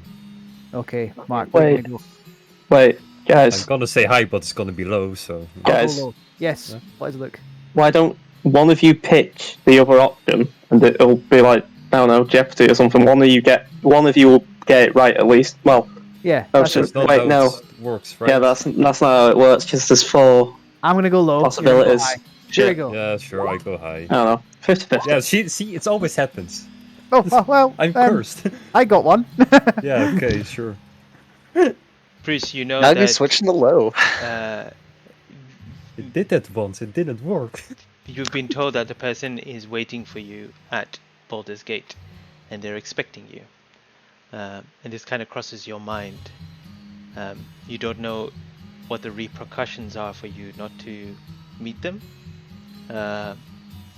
But you know that if you do go to the temple now, and it takes too long, you don't know. Oh, right. Well, we can meet first, then go to temple, maybe. Yes, seems like an idea. Look, there's not exactly a time limit to this sort of thing. Alright. You could assume as well, just to help you guys, that if he's taking you from Candlekeep, it's very likely maybe they might bring you back here to Baldur's Gate again. I'm sure you could ask him. Alright. So are you deciding to go meet the person, or are you going to the temple? Just to be clear. Well, did we say it in advance that we're gonna travel for 2.5 days and then we're gonna meet, or they're like, oh, normally it will take 5 days to travel, so. I think Bruce kind of set that out. Yeah, would they be expecting us to arrive in 5 days? Or have we bought ourselves some extra time? No, they're expecting you guys to be there on the day that you are now there. Oh, okay. Let's Yeah, see them that would be first. If they nice. need to go away immediately, then we need to go. We can catch up after we're done with this job. If we have time, we'll go to the Temple of Eldath. Alright. So, as you head down to the south of Baldur's Gate district, you see a tavern there called the Blushing Mermaid Tavern. And as you enter it, you begin to hear the kind of the bustling sounds of people still drinking away through the night. Where are we? There we are. And as you enter into the door, you see it's already kind of people just drinking away, cheering very loudly. You see like there's a group of people kind of surrounding a smaller group of people before you hear this kind of very low half-orc voice that comes out. I'm telling you, I wrestled this crab. I ripped every leg of it. And then another one came out and he tried to attack me. It was crazy. It was all over the place. It's crazy out there now. They have no control over the crabs, these Grippleys. Shame that they're going through such a thing. But we got crab here tonight, don't we? And then you see the barkeep kind of, the person from the back bring like a big plate of a kind of crab, just broken up into pieces, covered with steaming hot, thick kind of dollops of kind of butter all over it, bringing it to the table as they kind of sit down drinking ale and eating away. As the crowd kind of disperses, you see this person that was talking. He wears breeches and has a one-sleeved waistcoat of a deep blue color, which is tailored from velvet. The exposed arm is thick, muscular, and has nautical tattoos all over. The famous tri-cornered hat garnishes with the feather of some exotic bird met on a faraway travel. A sash worn around the waist, fashioned from a luxurious material such as silk, and his outfit adorns with gold jewelry. And of course, a statement, a leather belt made heavy by the dangerous collection of sharp cutlass and daggers. Surrounding him, you see also probably part of this crew is you see first a female, red hair, green eyes, with a very kind of strong jaw. As she kind of laughs at the orcs jokes, and her laughter is so loud, it's boomingly loud. It's kind of crazy, and then you see another person kind of slurring, kind of against the thing, taking a flask. This person has a very distinctive look, and he has long dark brown hair and short goatee beard. He wears a faded black tricorn hat as well. His hair is kind of adorned with all manners of beads and trinkets, each one probably having a story that they could have reminded of their previous adventures. He wears long sea boots and long, hard-wearing linen trousers. A knotted striped red sash is tied above his waist, where he sheaths a cutlass when not in use. On his back is a long brown coat and can be removed easily when the need, probably for swimming or getting more air. A favored blue waistcoat with a short, lightly colored black area and a torn white undershirt makes up for the rest of the ensemble. A red bandana is always wrapped around his head, complemented by a piece of coin. He also wears two belts, which are also attached, and beneath that, he also wears a sash. And he's there going, Captain, that is very funny, Captain. Tell us another joke, Captain. And you see him very drunken and very thing. And then you also see another old gnome, very bushy eyebrows, very kind of simple clothing, and all you hear him say, you don't even hear him say anything, he's just sitting there drinking away. And the last person, you all, everyone make a history check. Oh. Wait, I wonder if this is who I think it is. Natural 20. Okay. Well, Ziggy, make it with advantage, actually. Bruce is enamored by the captain's story. Okay. Well, Ziggy, Errol recognizes him first immediately. The familiar long hat, the now kind of what used to be very clean white jacket, and a very kind of pot-belly person sitting on a seat, just kind of gingerly drinking what could be some sort of wine. There, sitting there, all covered with dirt, is Jamil Ollivander. Ugh, this wine is disgusting. He says, he's drinking it. Ugh. And you would recognize him. He was at the auction. Oh, right. I thought you were when you're one of the guys from the spa. Oh, is this the guy remember. Is this the guy I? Wine I've This is had the cook that in he- years. Oh, I'm gonna disguise self as someone else. You know who that is, right? You recognize him? I believe I got him kicked out of the auction. Yeah, that's the man. Give me a minute. I'll hide behind you, and as I hide behind, Make a fate roll, actually, before all Shit. that, because he's right there. Okay. Let's see if you have time as he's talking. Let's do a high. Okay. Yeah, you. Yeah. He kind of like, as he's like drinking the wine, he kind of like for a second he spills wine on his trouser, and he's oh Yeah, shit. seeing that, I am kind of lean back behind Bruce and Errol, change my face and my outfit to something else, and you know what? I'll look like maybe one of the shit. No. I'll think of a new look and kind of describe it out again. But I'll take a new look for the time being, and just All right. They don't really notice you entering. They're too busy, kind of just eating and drinking away. What do you guys do? I really hope that's our contact. Which He's so one? cool. The half orc or Ollivander? Which Yes.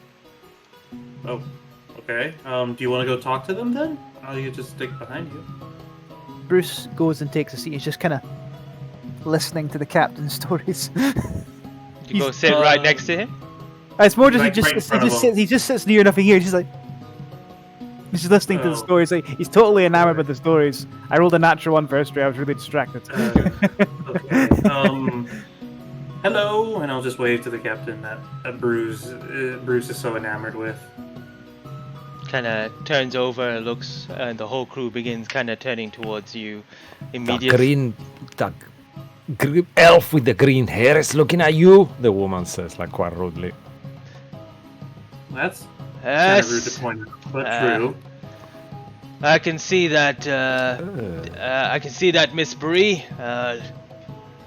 How can we help you? Yes, I was wondering. We were told that we were supposed to meet you for a trip. Sorry, let me get the accent right. Very well. We're the Caravan of Chaos. Oh, you are the Caravan of Chaos. Oh, Caravan of chaos again. hey. Jamil, you know these people? Ah, yes, well, I know some of them, but I don't know that one. And he points to you, Siggy. Yes, sorry, we've had a group change. expanding. We've had a change in group recently. How A few problematic members. interesting. Yes. Any particular yes. member? Oh, that troublemaker person. I What- don't know. what- I don't even know his name. The one that The looks weird. red-haired elf? Was he a red elf? Yes, he is a red-haired elf. Oh, yes, that he looks- awful one. For out-of-game reference, he looks Thank like you. David Bowie. Ziggy said Oh, that. yes. Yes, he was a red-headed elf. Yes, the one with the awful haircut. Yes, he's gone. Oh, he- thanks God. Yeah, got rid of him. Well, I guess that's alright. introductions are in order. Well, I guess you already know Jamil. He's our cook on our ship. Yeah, This is nice to meet you sailing master again. Tipper. He points towards the old gnome, who kind of raises his little eyebrows and then just goes, "Yep." That's all he says. Then you see this is Miss Bree. Hey, nice to meet you all. She's very loud, And, just right in front of your face. Nice to meet you, and Bree. she doesn't have a very manly, very feminine woman. She sounds like a bloke, pretty much. And this is my first mate. This is Axe Arrow. Axe Arrow, interesting name. Don't mind his smell and his slurriness. It's just the May way I- it is. May I ask why he's called Axe Arrow? Or is that the only ammunition he can find? That's my name. Fair enough. Please Alright. tell me there's a really cool story behind the name. Right. Yes and no. Sure. Yes. You want to hear? Oh, not again, the woman says. He kind of sits next to you. Let me tell you the story of soon-to-be Captain Axe Arrow. He looks at the captain. He has a dream of having his own ship. Always talking about having his own ship as he wants to own one. But Oh, is it going to be called the Pink Pearl?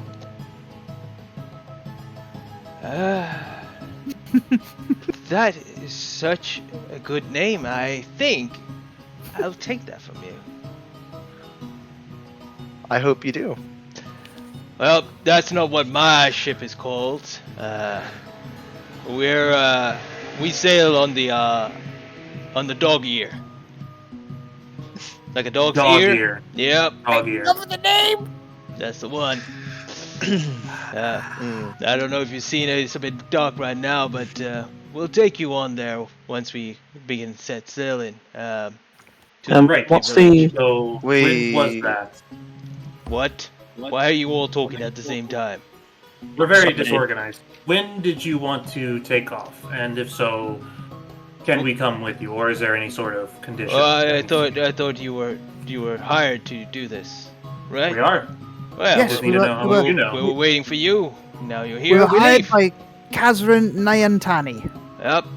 Great reader. You know I was on a vote once there at Candlekeep. Ready? Yeah, just for a little short time. But sea life is better for me. Prefer sailing, open Can I seas. insight check that? Yeah, go ahead. Bruce nudges Yagu and says, "He has such an amazing backstory." Also, can I just ask quickly, what's his name again? I didn't quite I get it. very much believe him.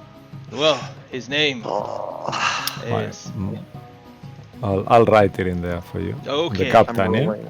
the captain. Yes. Nice. Might or giant. Yeah, you believe him. He's telling the truth.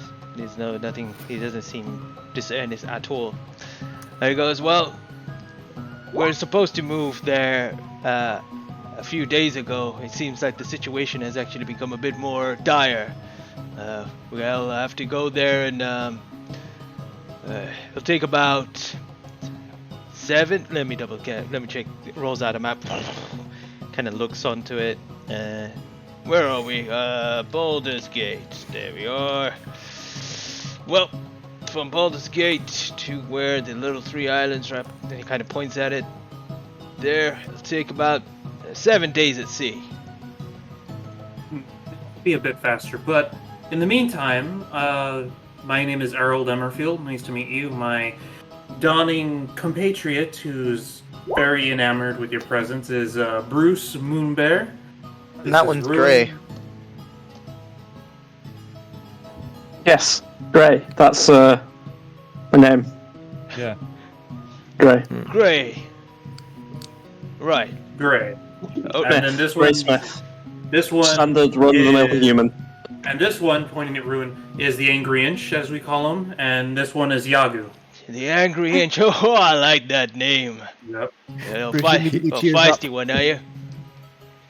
Never seen a kobold this size. You alright? Hey, that's some. No, you'll I'm see why you very get the name. ill. It's very contagious. Just being around me makes you smaller every time you even look at me. And then you end up angry, like the Angry Aye. Inch. So. Oh. And then your hair slowly turns green. Look, it's already affecting him. Yeah, exactly. Okay, I put up make a with his- deception check. This is just part of the whole boasting thing. Men Right. of the sea, we boast. Please, I'll- I've been rolling like shit all night. Can I just want I- one funny thing. Can I give him advantage and shape change my hair green? Sure, go ahead. Ooh, that's a nice. Cool. I like that. Oh, I'm gonna need it too.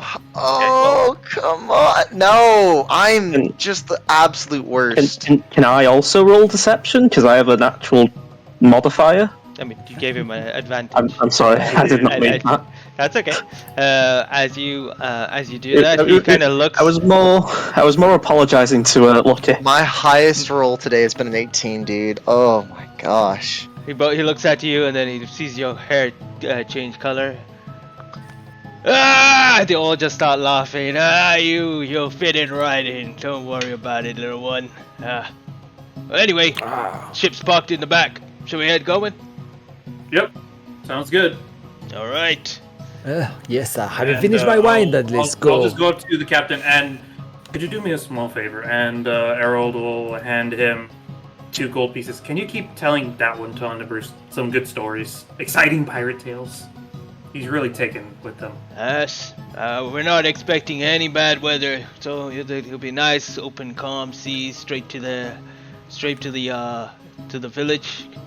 So plenty of time to tell all the stories of what we've discovered in our on our sails.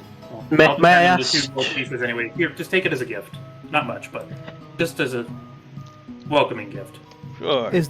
Is including the captain? There's 4 crew. Is that correct? That you can see here, yes. Yeah. Are there any more bards? But Five that you can see here. Actually, Okay. yeah. I was wondering because checking the aspect of the elk, me and 10 other companions, either mounted or on foot, can double travel speed. How will this apply to a ship? If there's too many people, will it just kind of and not work? The engine's not big enough. Or if I do like 10 people, including the person at the helm, Does it say anything to do with vehicle? It says mounted Yeah. or... mounted or on Actually, foot, that's a very good point. and you are standing on a boat.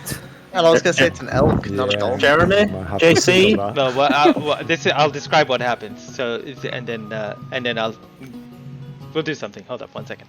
So, as you are taken back, you begin to see the ship itself, a kind of well rigged ship, a brig ship, which is kind of small. Probably mans about them 5 and another 5 crew members that you can see currently putting in kind of crates and supplies on this for food and for your travel. And as you walk across the, is it called the gangplank? Onto the ship, you begin to see it's not a huge ship. It has a mast and sails, but it is mounted with 4 ballistas, 2 on the front and 2 on the kind of back, both on the kind of port and starboard sides on each side. So it's kitted out with some sort of kind of defense mechanism. And as you kind of step onto the ship, the supplies and everything are done. The rope is taken off, and it starts taking. They change the direction of the sails to catch the wind and get pushed off into the sea itself. As this does, there's just this gentle breeze. However, I would like you to make a fate roll to see if your elk is going to be supporting you. Shocked. I'm shocked. A fate roll. I would never have guessed. while he's doing that, I'll take out my flute and start performing Bully in the Alley, a favourite sea shanty of mine. Okay. How does it go? Oh, help me, Bob, I'm bully in the alleyway. Bully in the alley, I'm trying to remember the lyrics way. Bully in the alley. It's basically the Bully in the Alley bits without the forgetting of the lyrics. Okay. That's pretty good. Well done. It is nice, Yeah, thank that's you. pretty good. Yep. Mo, I really want this to work because Bruce really wants to impress the captain. Can I use a point of inspiration to try this twice Sure. on high to see if it works? Okay. Thank you very much. All right. I'll just roll advantage here and D20 high. Come on, I need to get 1 high. This will be for this occasion, okay? So it doesn't Sure, I'm mean just every asking. time you travel. That was a No, low. don't worry. Let me I'm try. just saying that if Let you me try succeed, one it more. doesn't mean all ships are gonna work the Yeah, same. yeah. I just really want Bruce really wants to impress Come the captain. on, here. I Come know on, you can high, do it. high. Yes! Oh, yes! Yes! Nice! Say, Captain, please, watch this! And he'll focus. And then the elk will appear walking on water, look back at the ship, and kind of gesture its head in the direction they're going, and then take off, and the ship will kind of... and it's off much faster than the wind should be taking it. Whoa! This I even just- works on both. And then you just see the ship move off at great swiftness into the ocean. See behind you, causing the kind of the rippling. We've never been this fast before. Wow, how are you doing this? I call him Traveller. Well, good speed, traveler. Take us where we need to go. And you begin traveling very swiftly. And instead of the 7 days, it takes you 3.5 days to get there. And during this travel, you begin to share stories. You begin to kind of talk amongst the crew itself, until you rest for the night and you're in the lower decks. Go ahead. I'd like to say I've picked a pirate-themed outfit for the adventure. No reason other than it's cool. Okay. Can't imagine why. But before Well- we go in for the night, I won't play us out, but Bruce sends out the message with that snake of sending to Silvery, explaining that we've made progress with the hunting for those canvases, and he'll use when the mirror's been used, unless the mirror's not been used, and he'll send a sending message to his dad to say what he's been doing. That's that. All right. Oh, Well, we'll use that exact point. It's Yeah. you just woken up, Bruce, right? And you've sending out these messages, but you realize the whole ship is lurking. Is rocking left and right. A lot of the things are kind of falling onto the ground, and you realize you are on very choppy seas at the moment, and you all immediately kind of all waken up while something breaks onto the ground, as you hear the kind of the sea in the back, and you begin to hear people kind of screaming and shouting above you. A bell rings. Ding ding ding ding ding ding ding. Ding. All hands on deck. Ding ding Oh ding dear. ding ding. For the main and fore, and east the head west so abyss. You hear the woman shouting. As you all begin making your way up, you see water kind of gushing into from the kind of not the trapdoor, but the latch. Sorry, what is it? The hatch. That's the, yeah, the hatch that you guys came in from. As you open it, you see rain just gushing all over you. People pulling on the ropes. You see the captain. Keep it on hold, Miss Bree. Take us ahead. You heard him. Keep it on hold. Ah! And she starts like kind of like moving the. I forgot the name of the thing. Damn it. The helm. The wheel. Yeah, sorry. The The wheel. wheel. The wheel. Yeah. Yeah. You see. Sorry.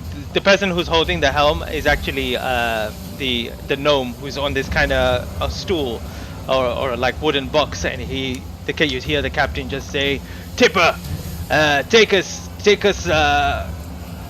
hard port," and then he goes, "Yep," and he just kind of spins the wheel as the ship kind of passes just before hitting a wave. But there's lightning and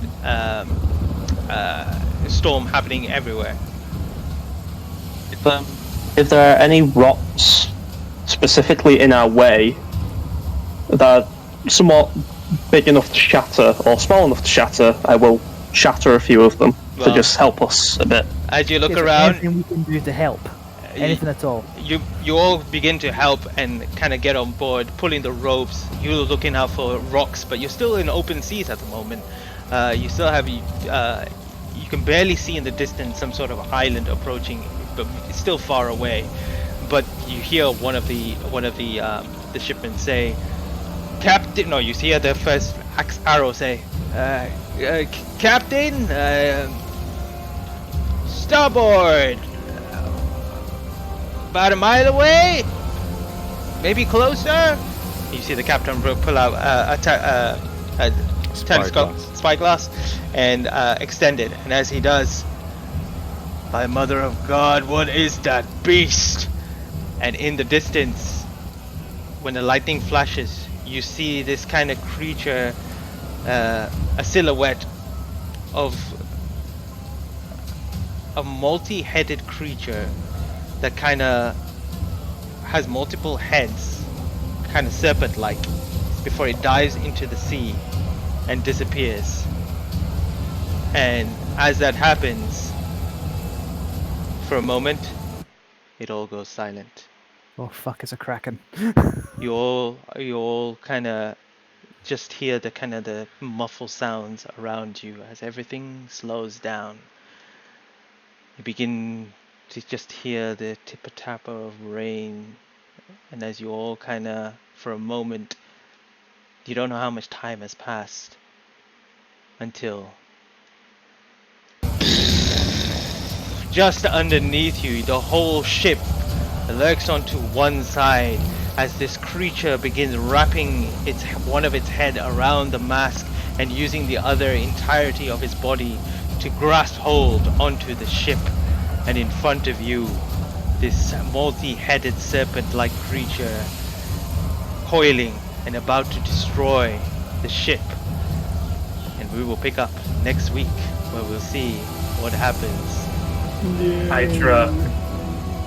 I'll actually amazing. I'll put that there for you guys to have a look how it looks like. All right, let's see it. Thank you everyone for watching and staying with us. As you can see, this is what the creature looks like on stream. Or they can't see it, but they will see it next week. Thank you to Darren Curtis and James Webster for their art and music. We hope you enjoyed today's session, and definitely next session is going to be crazy. Should Yeah, it's gonna should we be roll to initiative die. now? It's Or? gonna be to We'll do it die next week. for. We'll Shall do- I say? Yeah. Tomorrow's game is gonna be to die for. Oh, that one. Yeah, that'll be Yeah. good. Can we take on a Hydra? Well, Let's find I mean, they'll find out. we'll You see. have a We'll choice. find out. We'll find out. I think either A, we're gonna die, B, we're gonna escape, or C, we're gonna kill it. One of the three. Let's Okay. go. Let's do this. All right. Guys, Uh, thanks for watching. Thanks for That's watching, been everyone. amazing. And we shall Thanks see for you guys. next week and on Sunday, hopefully. Oh, tomorrow, obviously, for the one shot. Looking forward to that as Cisco attempts to destroy us, but not gonna happen. Or on no, it's yeah. On Sunday, you need to keep that voice exactly like Stranger Things. That's yeah. gonna be the voice. Yes. Or on Sunday, where we will carry on with Dining in Barovia. If not, then we'll see you next week on Tuesday for more Candlekeep Mysteries. So take care. See you later. Bye bye. Thank you. Take care, all y'all. Thank you, guys.